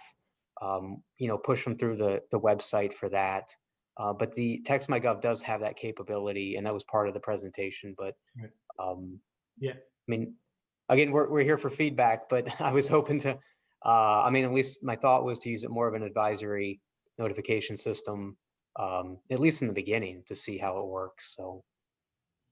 No, yeah, I think just on the GIS issue, I would just make sure suggest to make sure that if we're not building a big GIS platform that then is going to be our GIS system that may inevitably be able to speak to the idea that we'd want to use the open GIS mapping system from the county. Okay. Just to maybe ask a little bit on what you're really purchasing there. I'm sure you have, but that's why I was flagging it. Okay, good. Any other questions? Anyone in the audience have a question about this? Okay, not seeing any hands. So it sounds like it's something that you can continue to review and add to our budget for next year. Yeah, we'll ask a few more questions and probably put in the FY22 budget, and we'll have it ready for you guys again in March or April. So. Okay, good. Thank you. All right, well, let's just do a quick, before we leave, from the town council, go quickly through, if you have anything else you want to report. Start with Nate. Nate, is there anything you want to add? You good? No, not mine. Thank you. Nothing else. Thank you. Okay, Bridget? Connor? Darren? I'll just say quickly, we haven't had a traffic committee meeting in many months at this point, largely because we haven't had traffic. But I think, as soon as we hear from the petitions that we have outstanding, if they want to move forward, we would reconvene. But just based on the positive feedback I got as far as lowering the speed limits, I think it would be useful to convene a traffic committee meeting just so that we can move that through the process and bring it up to the council, maybe before traffic goes back to normal, whenever the virus is over. Okay, good, thank you. I did have one, I skipped over it. Montgomery County Public Schools, the Board of Education is meeting tomorrow at 11 a.m. For those people with kids in MCPS. They are to review the metrics for COVID and make a determination for going back to some form of in-school schooling starting February 1st. I'm not holding my breath. Based on the numbers that we continue to see, I can't imagine that it would begin February 1st, but this is the start of the process. So tomorrow at 11 a.m. They will review the current metrics from the Department of Health and make a determination for the next short term for continuing online school or getting back into some sort of mix. Okay, they were looking at, it would be a phasing thing, right? It's not Correct. like. Initial, call it phase 1 is at-risk populations that would benefit the most from a more structured in-school environment. Then getting to phase 2, which is that population, and then certain grade levels that would be best to give them some more structure before they change schools, before going to just a general opening across the county. Okay, okay, good. I have a few things that I just want to bring everyone's attention to. I talked to Joey Lample at Parks to get an update on Warner Circle. The Washington Landmark Construction is, they're still negotiating the project with them between COVID and he's still selling his units at the power plant there at the seminary. So it's not dead. It's still alive. It's just moving, at a snail's pace. So hopefully that will pick up and we'll get some more information regarding the Warner Mansion project. Also, if anybody's noticed at the intersection of Kent and Montgomery, there's been a big hole there. They excavated these steps that were there and they were supposed to replace them, and then the project just stopped. Joey said that they had to submit an archaeological treatment plan to the Maryland Historical Trust, which they've now done. It's been submitted and they're waiting for their approval. So once they get their approval, they can go back to work on doing the steps. So maybe in the spring, but we've been working on this for a couple of years, so we'll see how that goes. Also, at our last meeting, we talked about having Jeff Wallstreicher, inviting him to talk to us about the police reform legislation. The Racial Justice Committee met, and we have scheduled Jeff to come to the meeting on January 25th at 7:30. That's a Monday. We will be inviting anyone who wants to attend. So we'll be sending out a notice probably later this week or next week to provide people with the Zoom information so they can log on. And it'll be an opportunity if people have other questions for Jeff. We'll be starting with the police reform legislation, but I'm sure he'd be happy to answer any other questions. So that's on the 25th at 7:30. Also, I want to recognize the 3 new businesses that have opened two in Kensington and one on West Howard, which is also we support in Explore Kensington. The Deli Club, is everybody had an opportunity to go? Let's have some hands.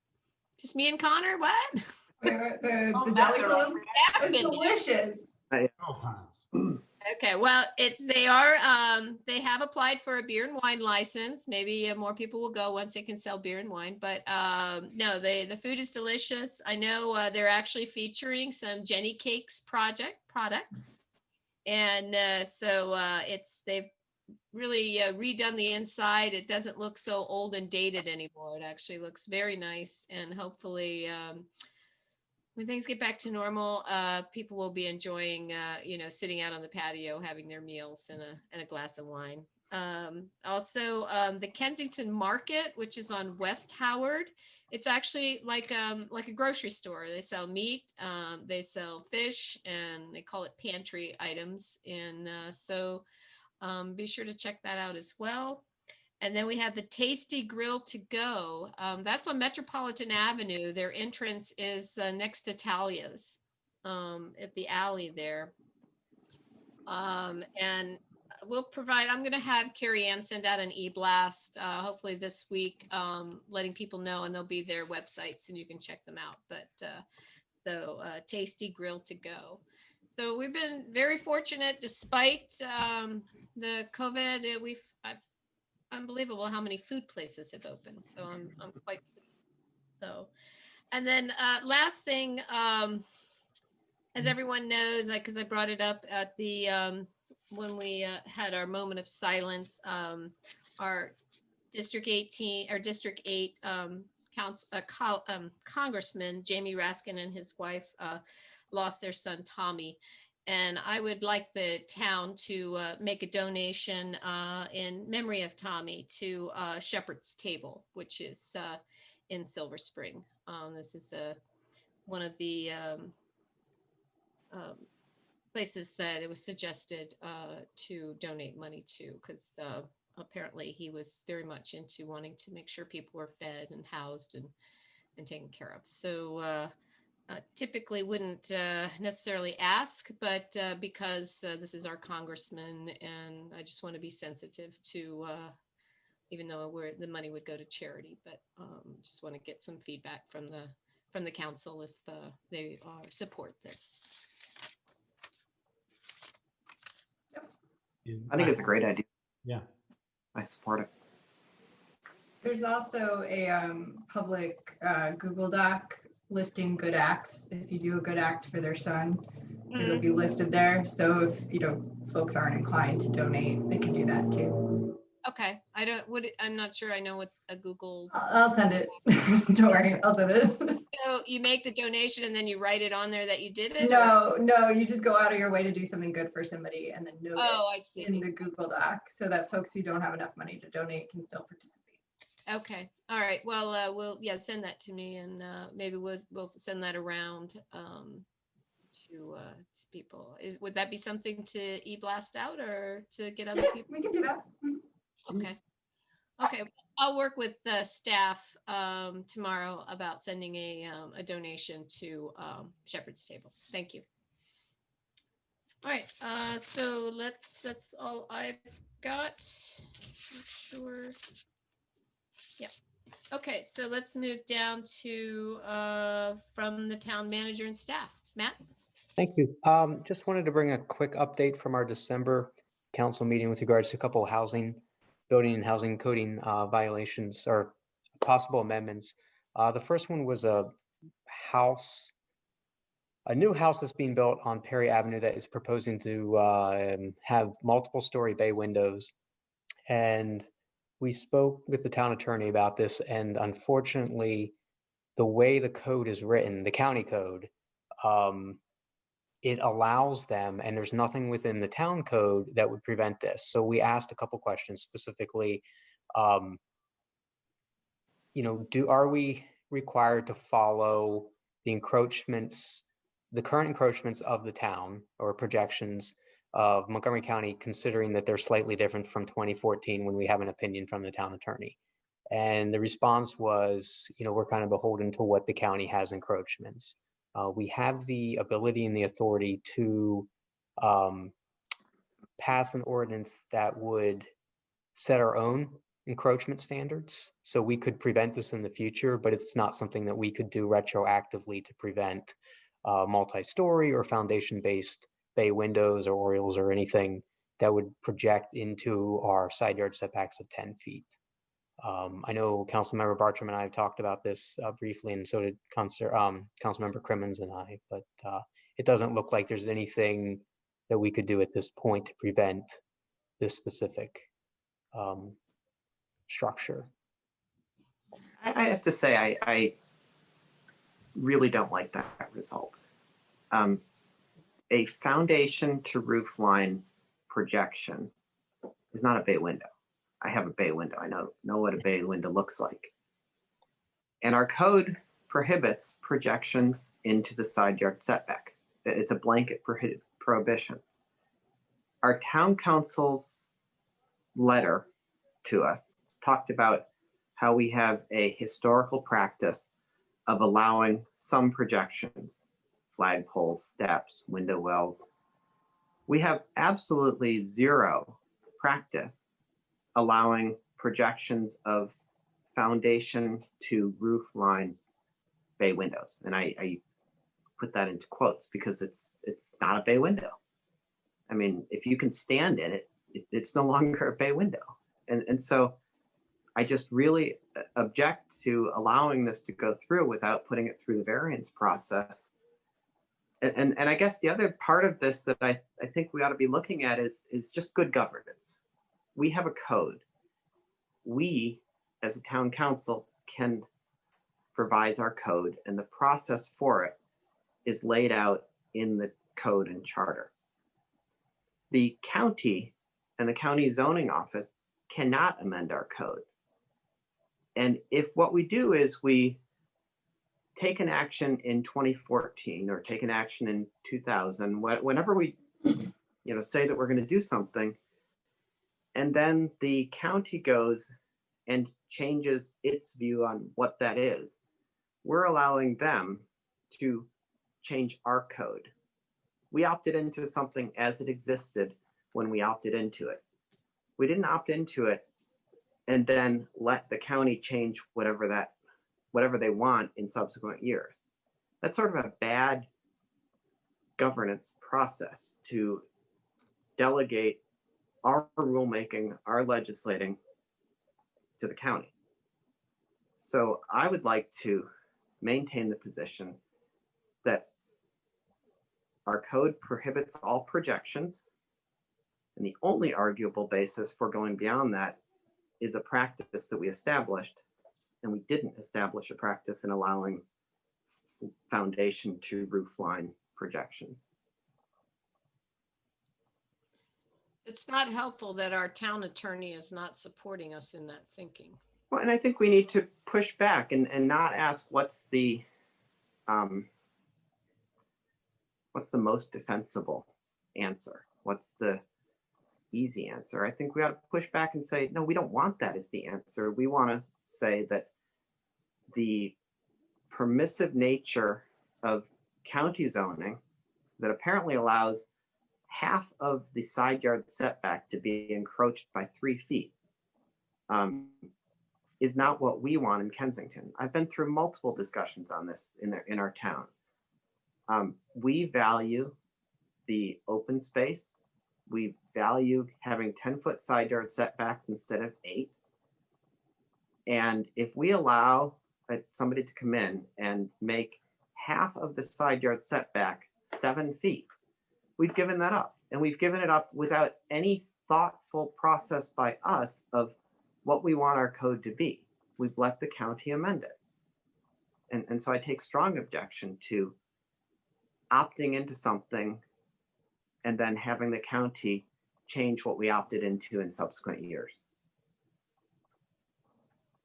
Is this the same thing they did with the fences when they allowed 6-foot fences in the front yard all of a sudden? It's very equivalent. So there were fence regulations in town. I don't know why they disappeared, but we left it with the county. We went the county. And then the county changed theirs, and we didn't really have a chance to come back and until we saw a 6-foot fence in somebody's front yard to go back and say, well, no, actually, we now need to regulate fences. That's a little different because here we have a code that explicitly says no projections into the side yard setback. And then we have a permissive policy, or I don't know what you call it, a way of tolerating a window well, for example, which really isn't I mean, it's below ground, and we allow some bay windows. But again, to me, a bay window doesn't extend 3 stories, doesn't involve additional living space in a house. So I really think that we need to ask our attorney to take a more protective approach to this, protective both as to protecting our side yard setbacks, as well as protecting our ability and our control over making code amendments. Anyone else? Yeah, I agree with Darren, and part of it is just the definition, and this is what Matt and I discussed of what is a projection. When we talk about things like bay windows, I think it's, at least this is the general understanding I have gone with, is that it is a projection because it is hovering, for lack of a better term, above the property line. And that's not what is being presented here. What they're presenting is a foundation to roof line design. And when I look at it, I say, well, okay, where that foundation line is bumped out, like that is the edge of your property. It's not where you decide you want to have it, 3 feet back and then call it a bay window. You have built out, or you're desiring to build out a foundation wider than our code permits. That the nature of the fact that you have built it as a foundation no longer makes it, a bay window projection. It's not projecting over the property line. You have reestablished the property line. You are now clearly into the side yard setback. And that's why, my discussion with Matt was going through, my own home project now, it was very clear that where we decided to pour a basement and build a foundation was establishing the edge point of our property line with regard to the side yard setbacks. And we had to, know exactly what the setback was to ensure that the footprint of our home was maintained within that, or opt to go through the variance process. And so this is another one where I feel like it is getting a little fast and cute with the definition of foundation vice a projection over the foundation line. I just don't see this as a bay window. They have built a foundation and a home wider than our code permits. And that's why, they have options. They can, redesign the plan to bring it into conforming with our code, or they could opt to go through the variance process. But I agree with Darren in the sense that I don't see this as a projection. I would hope that we would push back. Nate, Bridget, any comments? Just curious, what are you, I mean, I agree with all this, the characterization of this. It's a bit of I don't know, manipulation of the spirit of our code is the right term, but I feel like it's, taking advantage of it, and, and I think I would agree. But my question is, Darren, what specifically are you suggesting we do? I mean, can we deny the permit, and then, will they then kind of follow? Is there a reasonable interpretation outside of what's, is there a reasonable interpretation that this is in fact not allowed? I mean, I have clients push back all the time. And I think, there probably is a reasonable interpretation that would indicate that this is not allowed, that this is not in good faith and not what it was intended to mean.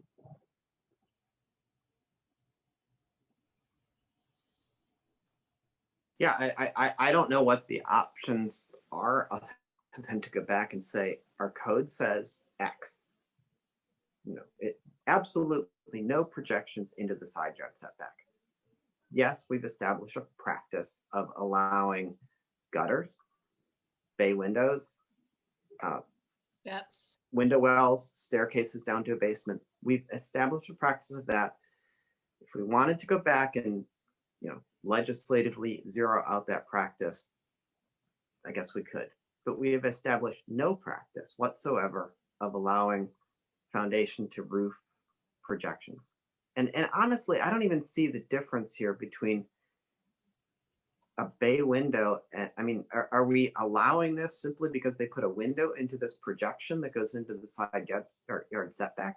That to me is a silly distinction, that if it didn't have windows in it, it would have to be at 10 feet. And simply because they put some windows in it, it now goes to 7 feet. It Yeah. just, I mean, look, I understand developers take advantage of the rules, but part of the benefit of being in a separate municipality with, you know, limited zoning rights is we can have more restrictive views on those rules. And I don't want to cede the ground on this. And so I guess my request is that we do not approve the permit until we can try to get different advice from Sue Ellen. And then maybe we deny it anyway.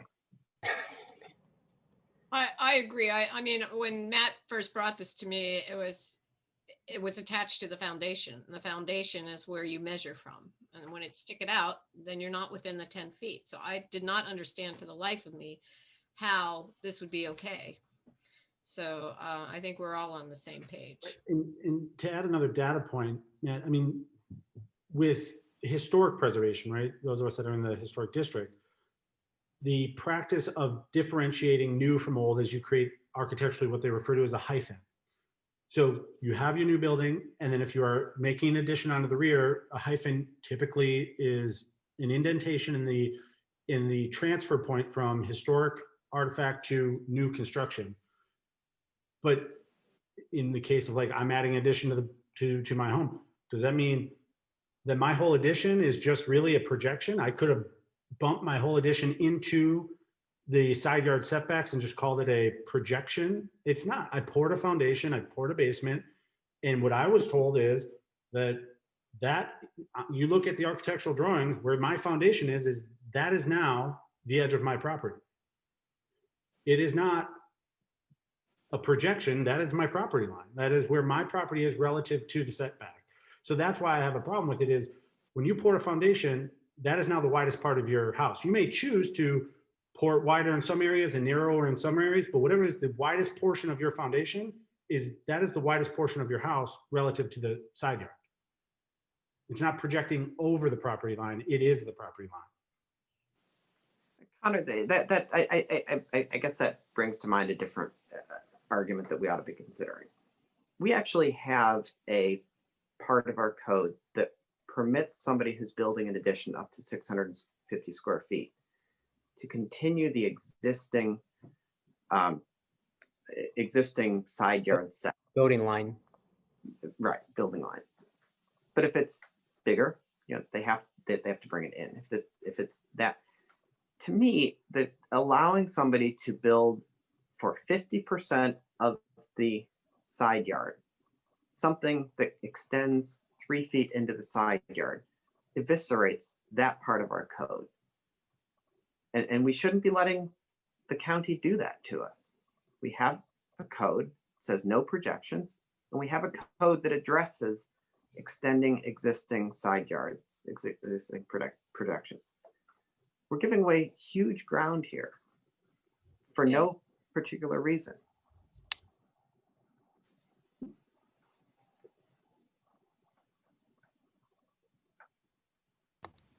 So it sounds like it sounds like we want you to tell Sue Ellen we're not happy with her. Okay. That's fine. I'll reach back out to her, and Councilmember Butcher, maybe you can talk to her with me if you I'd be like. happy. Okay. And we can we have not received the permit yet. The county still has it. They have not approved, the county's not approved the sediment control, so it's not come back over to the town yet. So we don't even have it to approve yet, but we do have the preliminary plans, so. It's an appropriate time to make the joke that if they reduce the foundation, they are reducing the amount of dirt they're moving and thus don't have as much control to be done. Possibly. Okay, and you have one more item, is that correct? Yeah. One more. I have not been able to Oh, clarify with wait, the we county. can talk about the fence. That's the next one. So Oh, sorry. Okay. that's okay. So I've not been able to clarify anymore with the county that lattices are classified as fences. Although I did talk with the town attorney about this as well. She agreed it was a fence. She differs from the county's interpretation of a lattice as landscaping. Again, there doesn't appear to be anything in our code currently. And because the county's classifying it as landscaping, it doesn't look like it's something that we could regulate currently. She did recommend that if we wanted to, we could adopt an ordinance at least requiring, maybe not necessarily lattices, but specifically, but accessory structures or anything like a fencing-like structure within the front plane of the house would have to be limited to 4 feet. So that's kind of where we are with the issue on DuPont. Okay. So I think we're pretty clear. We don't want, unless you get a variance, a structure of any sort past, over 4 feet past the front plane of the house. I think that's pretty much, which includes lattice to hold up bamboo. Mm-hmm. And if it was classified as an accessory structure, it would have a different setback. So like, for example, instead of placing it directly inside the property line, an accessory structure would have a setback of 5 feet, which would completely change what was being done in this property or in this situation.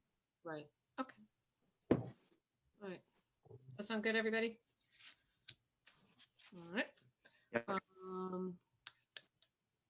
And the engineering services. So for everyone, we had a flash flood back in September 10th of 2020, which caused some flooding in different areas of the town. And following that, we had the State Highway Administration conducted a preliminary review of the storm drain system, specifically the C line. The C line is mostly on the town hall side of town, and it also collects a lot of water from the west side and Connecticut Avenue. Following the preliminary review, the hydraulics department with the State Highway Administration determined that the preliminary review was not enough. They are recommending a full system review. And within that, they've asked the town of Kensington to conduct the full system review. We are currently in a process where I'd like to put an RFP out for an engineering firm to kind of get an idea on how to proceed.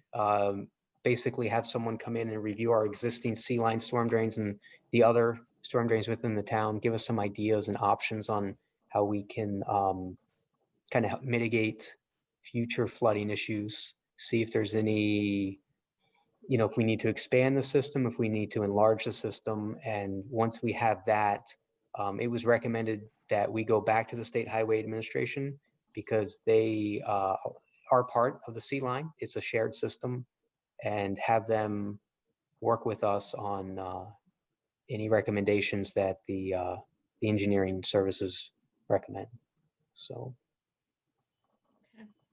It was funny because on the Thrive meeting that Connor and I were on, part of the concerns with adding these middle housing is stormwater management. And both Chevy Chase Village and Section 5, the town managers were on the calls, and they were complaining about the stormwater problems that they're having within their own municipalities because there simply are not enough outlets, stormwater. When the neighborhoods were built, similar to Fawcett Street, you may have one outlet on, which basically is almost a 2-block length of street.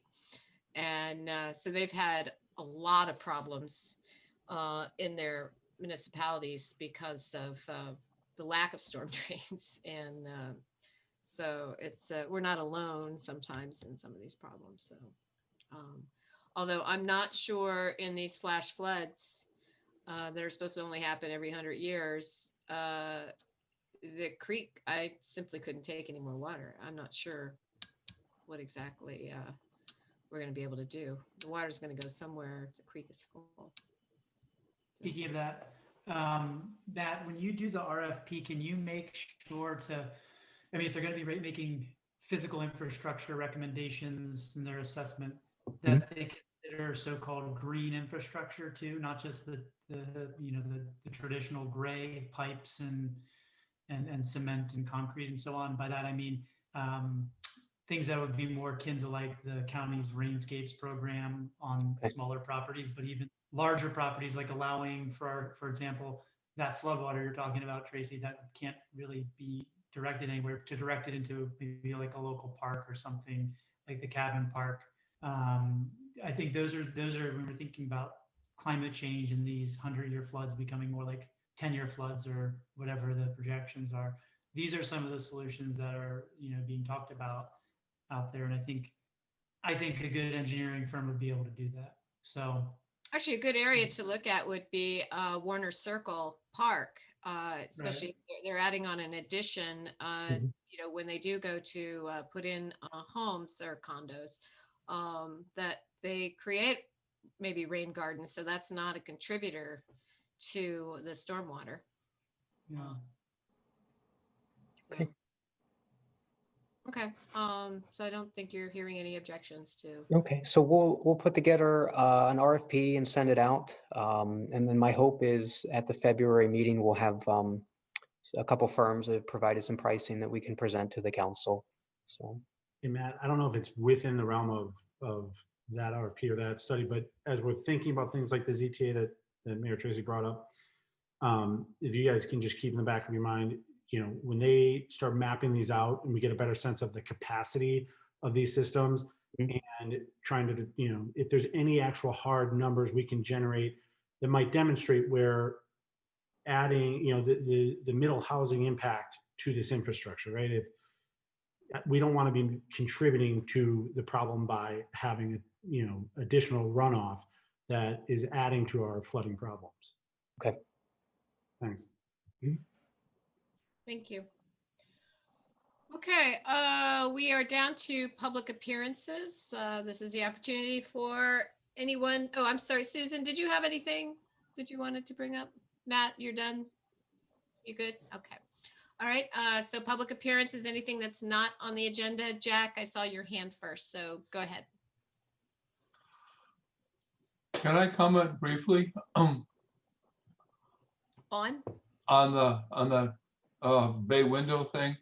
Sure. I'm sorry if I didn't ask for people's comments. That's Okay. my fault. Go ahead.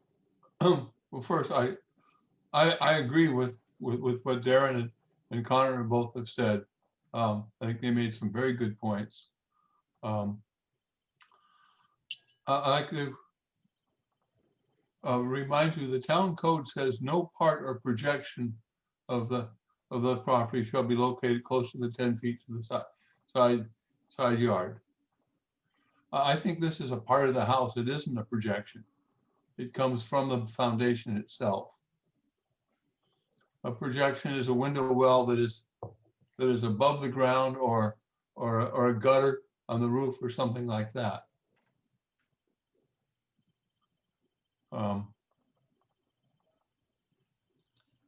I guess the other thing is that it's, as I understand it, it sticks out 3 feet. The Town of Kensington requires 10 feet. Montgomery County requires 8 feet. So this must stick out to within 7 feet of the side yard. I think it violates Montgomery County code as well. This is clearly an abuse of the code. I think we're in agreement with that. It's too bad you're not an attorney because we like your interpretation. Okay. And lastly, Darren made a very important point too. It is very dangerous to accept the county code because we automatically accept any change that they may make in the future. And we have no control of that. I pointed this out in other circumstances a number of times in the past. But it's much better to establish the town code itself. And then if Montgomery County changes it, we can consider the change. Maybe we accept it or maybe we don't. But we don't want to be in a situation where we automatically accept anything the Montgomery County Council decides to do to the code. Okay, thank you, Jack. Is there anything else? No, thank you. Okay, thank you very much. Does anybody else have something they'd like to bring up? Gloria, I see your finger. Well, I just wanted to say, I agree with Darren and Connor and Jack. And that projection, if it's out at the foundation, absolutely is part of the footprint and adding to the square footage and the overall footage on the lot. And the other thing that I know just in my dealings with construction here and at the shore, we have a house encroaching on us next door, and water runoff. I think someone mentioned the soil, but definitely water runoff, drainage to adjacent properties is another huge consideration, because everything is running down the building now and off those sites. So carry on. Good job. Thank you, Gloria. Anyone else?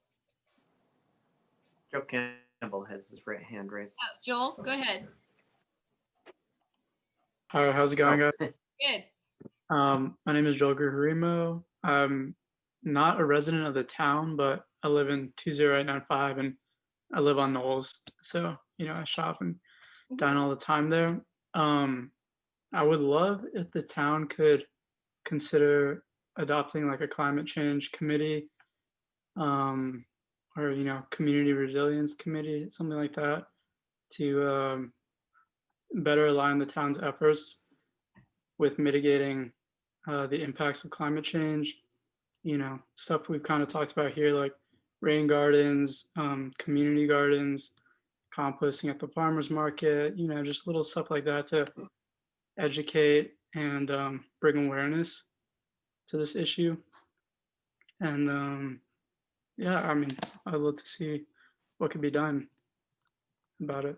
Okay, thank you, Joel. Just we do have a composting company that comes around and does pick up composting here in the town. The town doesn't operate. We support it by advertising it, but Connor, did you want to just give a little update on how we do that, or? Sure. So we're working right now with Compost Crew. Realize there are many different vendors, but there was a pilot that was already started within the town with Compost Crew. So we already had a number of households that were within it, and we're trying to grow that subscription to lower the price. And then one of the things that we were talking about, of course, as everybody says, right before the pandemic, right, was a process to have Compost Crew come to the farmers market more as a marketing and sign up an expansion. But since that time, there's been talk of doing some form of composting at the farmers market. And we would like to get back to that. We are anxious to get back to that. It's just, Compost Crew is not essential for the farmers market. So until we're out of some of the COVID restrictions, we just can't have their participation there. But composting, and then additionally, the town has its greenscape committee, looks at a number of these issues. But, I think your ideas are wonderful, Joel. And it does not matter that you are not from the town of Kensington. We welcome it. Thanks for bringing it up. Yeah, our Greenscape Committee is going to be looking at rain gardens, hopefully this spring. And because of the stormwater management issues that we want to introduce that to residents as an option for to use rather than, continue to have hardscapes and too much concrete and things like that. So, and I know, Nate, your group with the bicycling and get people more walking and riding their bikes. We're a tiny little town. There's only 2,000 of us, so we can't tackle all the huge issues, but we are trying to nibble at them. And Nate, if you want to maybe speak on that.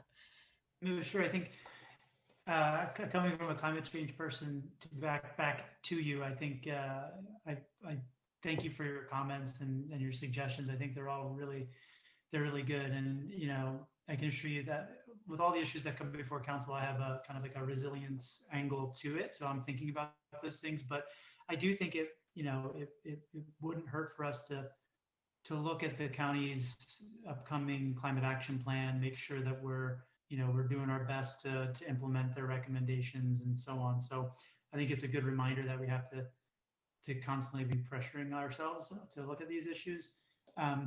On your specific request, though, about the farmers market, I recalled an email that you had sent to us back a couple months ago, I think is what it was. And I just wanted to see from Connor if, I think the request was about specifically recycling, or not recycling, but composting the food scraps from the farmer's market, beyond kind of the advertising aspect of it. Do you think that that this is something that we can explore with Shirley? Because I don't think it has anything really to do with COVID, to be honest. Maybe the advertising aspect of it, but if we just kind of got someone to set up a compost crew bucket on behalf of the town who has a contract, it shouldn't be too hard, right? You mean to leave at the farmer's market? Yeah, Joel, I think in your email you had you said you talked to some of the vendors, right? And they were open to keeping the option of disposing some of their food scraps and composting them if we had the means to do it, or a mechanism for doing it. Is that right? Yeah, that's right. Well, I know Nate probably has the most because he has, you know, all those oranges and the kale and things like that. He's probably got 90% of the of it. True. Yeah, I'm not sure who you talked to. Nate would probably be that person. Not you, Nate. Yeah. The Nate that runs the Vera's, right? Vera's, yeah. Yeah, that's right. Yeah. Darren bakery. Yeah, anyway, so yeah, I know it was brought up. I don't know if I would say I dropped the ball on it, but we didn't really take it any further. So we can follow up with Shirley on how we can possibly do that. But I mean, as somebody who's already dealing with, you know, cones every week, I'm not sure I want to add that to my plate. So, although cones have nothing to do with climate change, but I don't have, but it is something. If you want, I'm happy to follow up with Shirley and just ask if we can get another, does the town actually have a contract with Compost Crew? I know that We do not, no. so the town hall does not. Right. So that was one of the aspects that we were discussing with Compost Crew, and you know, everything just kind of got pushed a little bit due to COVID, but one of it was they just have different business models. Right now, what we are working with them on is expanding the number of households that are participating. And as we grow the aggregate of households, the price per household comes down, right? So our contribution is marketing, getting the message out, and it's the, you know, the rising tide raises all boats philosophy, that if we can help grow the number of households, and therefore they can build a route that is kind of dedicated to the town that saves them operating money, because they don't have, you know, they can spend the whole day here just picking up. And as a result, every individual household goes down. So we haven't contributed any money. It's just our time and effort to spread the word and get more people educated about composting and maybe participating in composting. But one of the other aspects of the business model was that we could have, and this is what some other localities have done, is have drop-off points, right? That a farmer's market could be a drop-off point, or town hall could be a drop-off point, where, you know, maybe it's individual residents who, you know, it's just one person and they don't fill up a bucket, right? But they want to participate. They still want to compost their scraps. They could, you know, drop them at town hall. They could drop them at the farmer's market. So we were talking with Compost Crew specifically about that. And their point was, it tends to be localities that have a lot of apartment buildings where you might have single resident households, or maybe two retired households where they don't produce a ton of volume of compost, where they feel like it's worthy of participating in their own individual account, but they still want to compost. So Nate, to that point, it's worth exploring that. What I hadn't thought about at the time was our vendors, right? Or even shoppers at the market who they buy food for consumption at the market and then they finished it. And they just, instead of pitching it into the garbage, you know, we could educate them about putting up a bucket. So, you know, the point is then how do we do it? Working with Compost Crew, presumably it would mean the town subscribing to a bin, you know, or two. The only other thing that is just unfortunate from a logistics standpoint is right now the pickup schedule for Compost Crew is Fridays, because they've combined us with Chevy Chase View to help, you know, make the greatest efficiency of their operations. And obviously that's right before our farmers market. So if we take in scraps on Saturday, it just happens that, they will sit all week long until the following Friday. That, that's just a fact worth mentioning. Those are really good options. I think maybe worth revisiting with compost crew. If Mhm. you want to work together. Yeah, love to. Okay. Good. Thank you, Joel. Anybody else have something they want to bring up? You have Dr. Campbell, Tracy. Oh, sorry. Hey, Joe. Thank you, Mayor Furman. I hope I haven't missed this, but I was wondering where things stand with the recognition that the council had talked about last year for David Gregg. Well, we're waiting on the plaque. I know Jason has talked to, is it Kathy who works with David? Matt? Cindy. So we've ordered the plaque.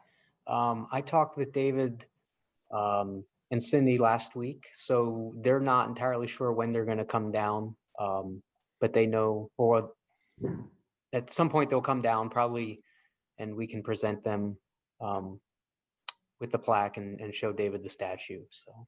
Well, the plaque will be with the statue, but Yeah. we can take a picture of David with the Yeah. statue.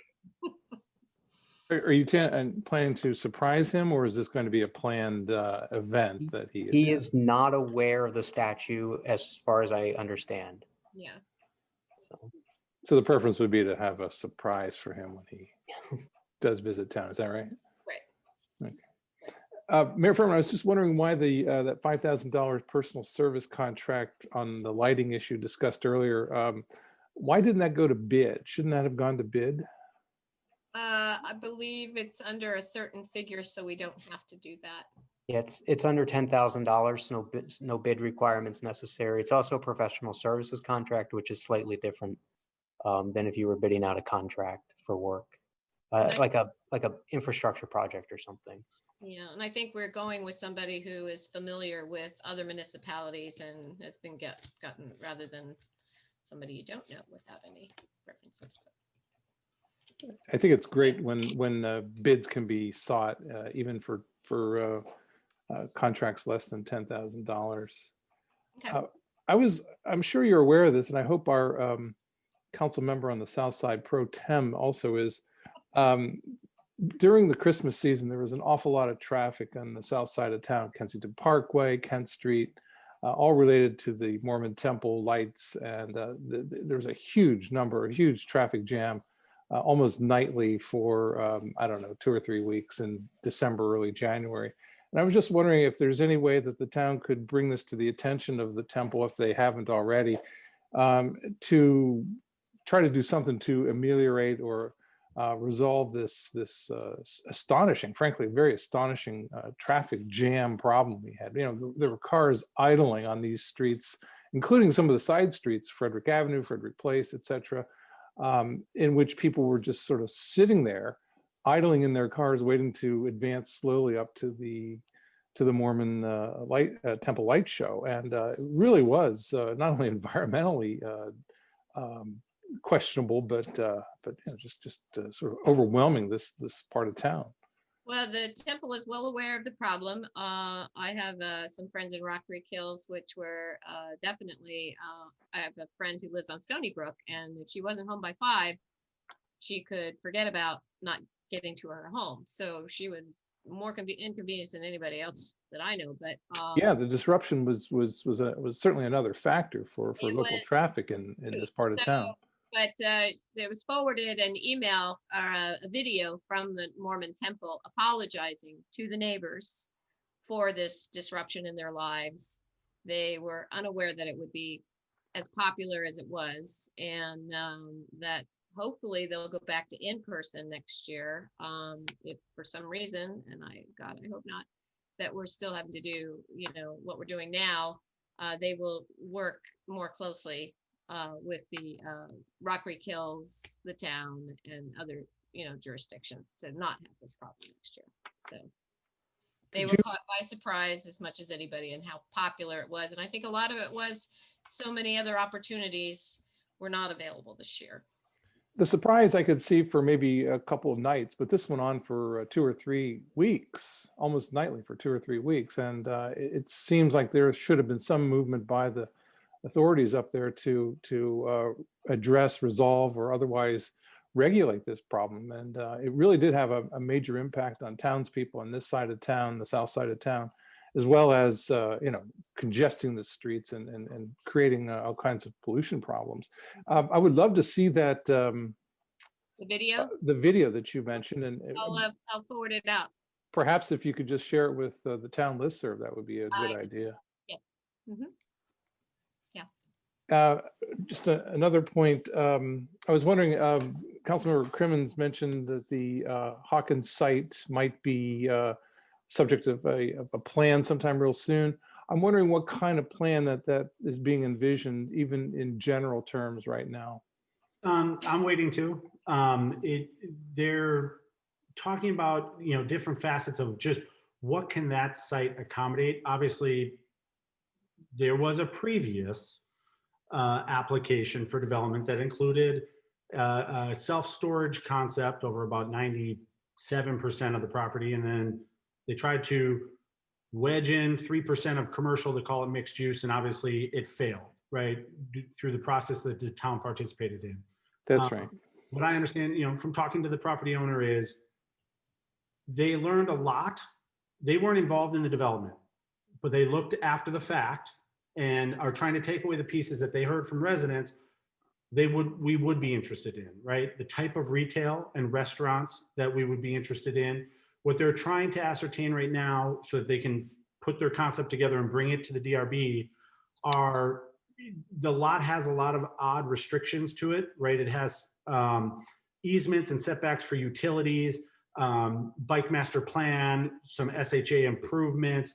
They're trying to figure out how to orient a building, traffic flow, because it's a lot of right in, right out movements because of the medians. So that's what they're working with planning right now. And that will help inform them as to, is it, one story? Is it, one story with rooftop access? How is it oriented on the lot? But their thought was that they would have something for us to review, the DRB to review, like I said, in like 4 to 6 weeks. So, I would love to see active retail. I mean, my other house is up on the north side, or at least that's what Mr. Sexton tells me, it's still there. But other aspects were possibly dining, right? But one thing I think, I will speak only for myself, but through the DRB process that we did learn is it's an odd lot. It's a really odd constrained lot between the CSX line, the building property behind it, Pliers Mill, Knowles, these easements. So I'm as anxious as you are, Joe, to see what could come forward. So we should. I'm just curious if they gave you any idea as to what they have in mind. They want a small retail center is how they described it. Thank you. Thank you, Mayor Furman. You're welcome. Anyone else in the audience? Any hands? Okay.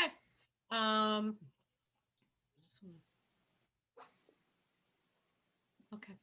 All right, we're ready to move on to ordinance resolutions and regulations. Matt? Sure. If anyone is interested in commenting on charter resolution, please state your name in the chat section. Council, for the public hearing, I'm not going to read the full title, but this is the charter resolution with regards to amending our town charter with regards to town elections. Council members Bartram and Engel started this process last year, and the charter, proposed charter amendments are before you. And everyone should have received in the mail one of these postcards letting them know that we are having the hearing tonight. And so let's see.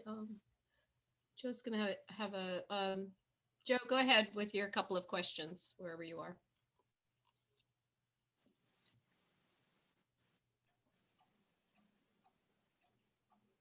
Oh, that was for the earlier part of the meeting. Oh, sorry. Okay. Public appearances, but nonetheless, I do have a question about this, and I'm just wondering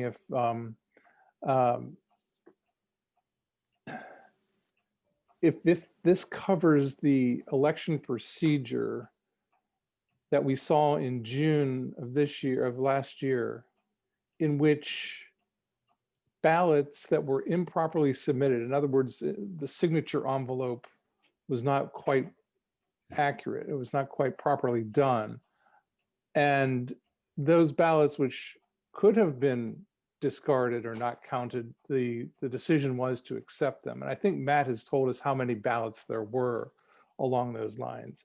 And that number would have been enough potentially to alter the outcome of some of the town elections in 2020. And I wonder if this charter resolution in any respect addresses that element of the discretion that the Board of Elections has in accepting flawed ballots by mail, submitted by mail. Darren, do you or Nate want to address that? Well, it doesn't address the discretion of the election judges. They continue to have discretion to evaluate ballots and try to discern voter intent.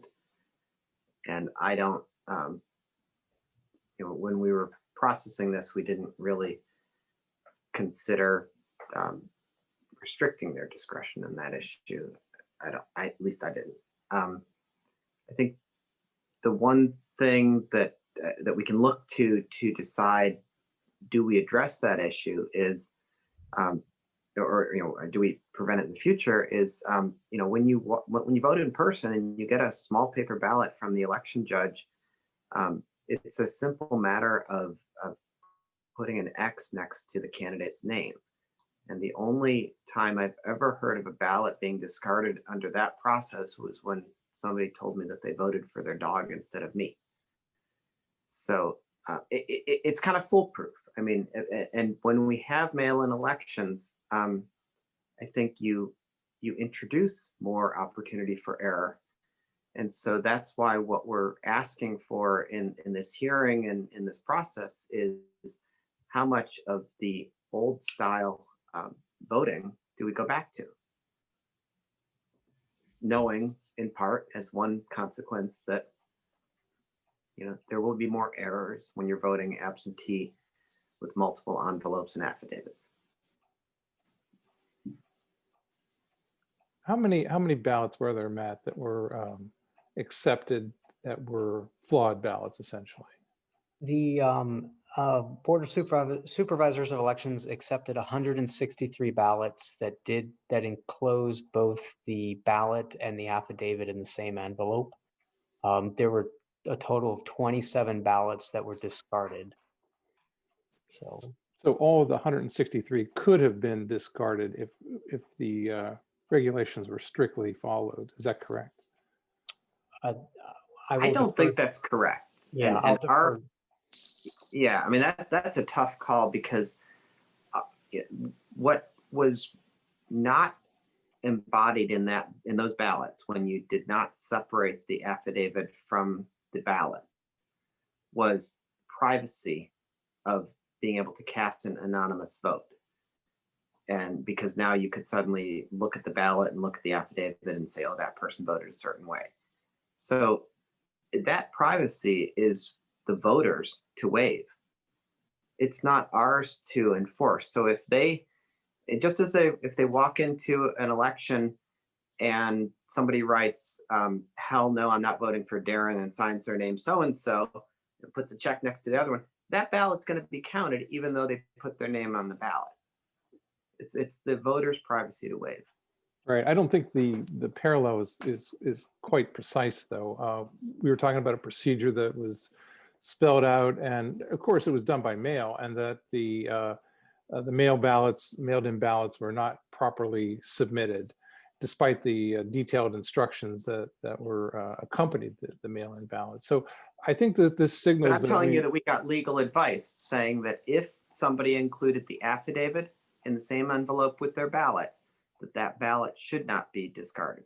Right. I think there are grounds that could have been applied to discard those ballots as well, to not count them, depending on the legal advice that you received. But I think the larger point here is that this signals some of the problems that we can encounter in mail-in ballots, and the more that we can have in-person balloting in this small town, I think is for the better. And I know there was discussion last year about this as to how the town elections are sort of a quasi-social event as well, which I think most people appreciate. So the more that we can encourage in-person voting, I think the more reliable our elections are going to become. I don't think the intention is to continue vote by mail. It's to go back the way we were. It's just, I think the other things on here, particularly the item regarding if it's an uncontested election that you don't have a vote. But you would have to request an absentee ballot. You don't have to give a reason. You would still request one and vote by mail. Well, and I want to be careful here because I know this is a public hearing and I don't want to, have it a public debate. I think for the purpose of this in the next hearing, we want to hear as opposed to tell. Okay. Right. Well, I'm glad the council and the mayor are hearing the concerns I had about the mail-in voting in June of last year, and those are not illegitimate concerns. And I think that we should do as much as we can to encourage the integrity of local elections, especially local elections, and in-person voting is certainly one way to do it. So I wholeheartedly endorse that direction that the mayor has just mentioned a few moments ago. Thank you, Mayor Furman. That's it. You're welcome. Is there anyone else who wants to make a comment? Not seeing anyone in the chat. No seeing hands, no chat. Okay. We will we're going to keep the record open until February 5th. Is that correct, Matt? So if someone who's not here and wants to make a comment via email, they may do so, and the record will stay open till, 4 p.m.? Yep. We'll need a motion to keep the record open for this hearing. Tracy, I have a quick question. Sure. I know this is a public hearing, but when will the council be discussing this again? We would be discussing it before we voted on it next month.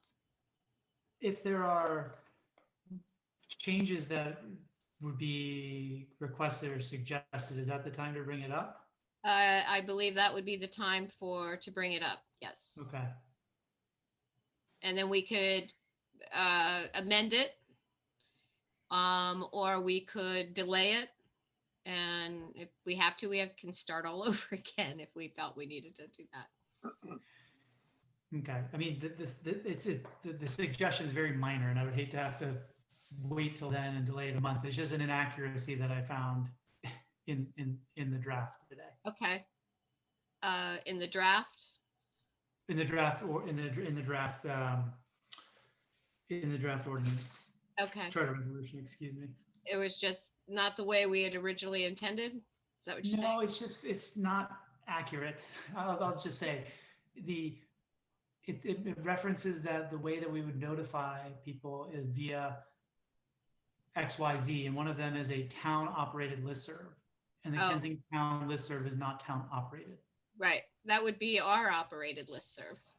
So the town attorney has that within our code to represent the actual town's email notification system, which is through Constant Contact. It was originally referenced as the town listserv, but it represents the town's email notification system. Okay, that was the main technicality. I just wanted to make sure we didn't get hung up on. Okay, so does that take care of your issue? Yeah, on this, and then just to remind the council that we should be addressing the issue of the issues of non-citizens and the age issue through other means, not this. Correct. Okay. All right. I'm not seeing anyone to bring up anything else on this issue. So I need a motion to. I'll make a motion that we keep the public record open on Charter Resolution number CR-01-2020 until 4 p.m. on Friday, February 5th, 2021. Okay, is there a second? I'll second. All those in favor? I see some hands. Aye. Okay, thank you. All right, Matt. Okay, once again, if you'd like to comment on ordinance number O-03-2020, please state so in the chat section. Council, this is the public hearing for an ordinance of the Mayor and Town Council of Kensington to amend Chapter 8 Health and Environmental Regulations by enacting Article 9 Pesticides to incorporate Chapter 33B of the Montgomery County Code entitled Pesticides, which contains provisions to protect the health and public and make conforming changes. This is the ordinance that would formally adopt the county's pesticide law, which the county would be responsible for enforcing. And everybody received a postcard regarding this hearing in the mail. Okay. So you either sign up in the chat, have a question about ordinance. Okay. Joe? Thank you, Mayor Furman. Simple question, and it does echo some of the concerns that were raised when the county representative attended the council meeting. Goodness, it seems like more than a year ago. But anyway, that has to do with enforcement and how reliable and how confident is the council in the enforcement mechanism that the county offers on this. I mean, we've seen in this town on a number of occasions in a number of ways how good intended regulations and laws have been undercut by limited or no enforcement at all. And I'm just wondering how this might be an exception to that trend to have well-intentioned legislation that is not undercut by the lack of enforcement. Thank you. Okay, thank you. Is there anyone else who wants to comment on this? The only thing I would like to add is that I did receive an offline email, and I encourage them to come and speak, but just basically saying that they would prefer that we not adopt this ordinance within the town. Okay. Okay. But they didn't want to send it to mayor.council. But I know the record will be open through. Okay, because that's helpful. So I will make that suggestion again. Okay.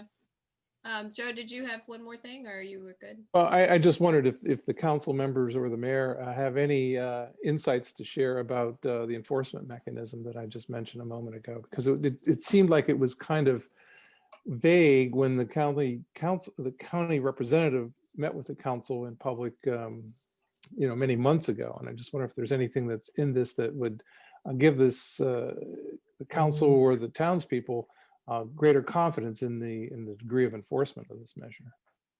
Well, I think we challenged her on that, and that was one of our concerns and one of the reasons we actually delayed it to even entertaining it. So has anything changed? Not necessarily, but I think other municipalities have now adopted it. I think Gaithersburg did, and I think part of it is if you're having your lawn serviced by a company, and a lot of people do, that they would know that they can't use that product. Now, does that prevent you from going up to Schroesneider's and purchasing it and using it on your lawn? That would be probably pretty hard, but I think it's you're right. I mean, it's like a lot of things. They pass laws and then there's no way of, enforcement's a little dotty. Nate, did you want to add something? No, I was going to say, I for one was satisfied, given the limitations you just mentioned, Mayor Furman. I was satisfied with the answer, being very clear that they would use enforcement mechanisms as an opportunity for public education. I mean, that was very clearly stated, and I'm satisfied with that. I think it's the best they can do. Given the challenges that you just mentioned, you could purchase it online, you could purchase it at other stores outside of, within even our own town. So I think that's a satisfactory answer for me to support it. So. I would add two things to that, I guess. One is just remember what we covered in the beginning of this meeting about the projections into side yard setbacks, that when we opt into a program, we're opting into a program that could evolve beyond what we imagined or what we learned that it was at the time we opted in. And so I do take to heart the caution of adopting a county program that could change. Clearly, the person in charge of it now focused on education, and I think that's genuinely where they are. The other thing I will say that changed since the last meeting is I actually, for the first time in 24 years in this town, reached out to a landscaping company to maybe improve my lawn. And what I found is an indication that the law is kind of already in effect in Kensington, because they don't really care where the incorporated limits are or are not. They've already gotten into the habit of taking certain treatments off of their available options. And I got the sense from talking with them that they weren't going to be listening to me about, oh no, I'm in the incorporated town and we haven't done this yet. So that kind of cuts two ways. One way it says, why do we need to do this? Because it's already been adopted by the primary target of this law, which is the big landscaping companies. I guess the other way it cuts is it's no big deal to opt in because it's already in effect. So that's just my personal experience, and just bragging that I might be having landscaping done. You're spending too much time at home. You've noticed your grass needs work. Well, and I will say that, I didn't have a great feeling about it because I've got something called zoysia in my front yard. And so I reached out to the pesticide person and asked, well, what can I do about this if we were to adopt your law? And the response was, well, don't you actually like it? Why would you want to get rid of it? And then it was, well, maybe you could flame it off. So I can imagine this big flamethrower burning my grass, but then she said, well, it doesn't actually get down to the roots, so it wouldn't even be effective. And then there's this other idea of bringing in like land, earth moving equipments to dig down and remove the top 6 inches of my yard. And, I'm certainly interested in learning more about the harmful effects of Roundup or other products, but at some point, I just want something that's going to kill my grass. Think you need a few more chickens, Darren. Hey, Dan. That and dog pee kills my grass. If you have any plans to set fire to your grass, would you give me a heads up? That's all I ask. Just so the kids can come watch, or to entertain the children. Okay, so it looks like there's no one else that wants to comment on this, and like the one previously, we will keep the record open until February 5th at 4 p.m. So I need a motion for that. Move to keep the record open on ordinance 03/2020 until February 4th at 5 p.m. or February 5th? February 5th. At 4 p.m. Second. All right, all those in favor? Let's see some hands. Okay, thank you. All right, so we have one more. Introduction only. Council, this is ordinance number O-01-2020, an introduction of an ordinance of the mayor and council of the town of Kensington amending chapter 2, government and administration, article 2, elections, section 2-201, general voter registration, section 2-202, distribution of absentee ballots, section 2-203, procedures of absentee voting, and section 2-204 canvassing of absentee ballots of the town code to delete any requirements that a voter provide a reason for voting by absentee ballot and to delete an invalid provision with respect to eliminating voters from the supplemental list. This corresponds with the charter resolution, but more specifically, what it does is it deletes the requirement to have a within our code, the town asks somebody for a reason for an absentee ballot, which violates state code. So we need to remove that. So. And Matt, just for the record, point of clarification, you introduced it as ordinance O-01-2020. The actual title is O-01-2021. Correct. It is O-01-2021, and that represents the year it was introduced. So, thank you. Right, so we don't need to do anything on this. It's just an introduction and we will deal with it next month. So I think we're down to adjournment. How about that? Bridget, can you handle this? I need a motion to adjourn. Who would like to do that? Turn fingers, high kick. Motion to adjourn. Okay, is there a second? I'll second it. Okay, all those in favor, let's see some hands. Aye. Okay, all right, thank you all. And we'll see you at the farmer's market on Saturday. Very good. All right, Bye. thank Thank you all. Good night. you.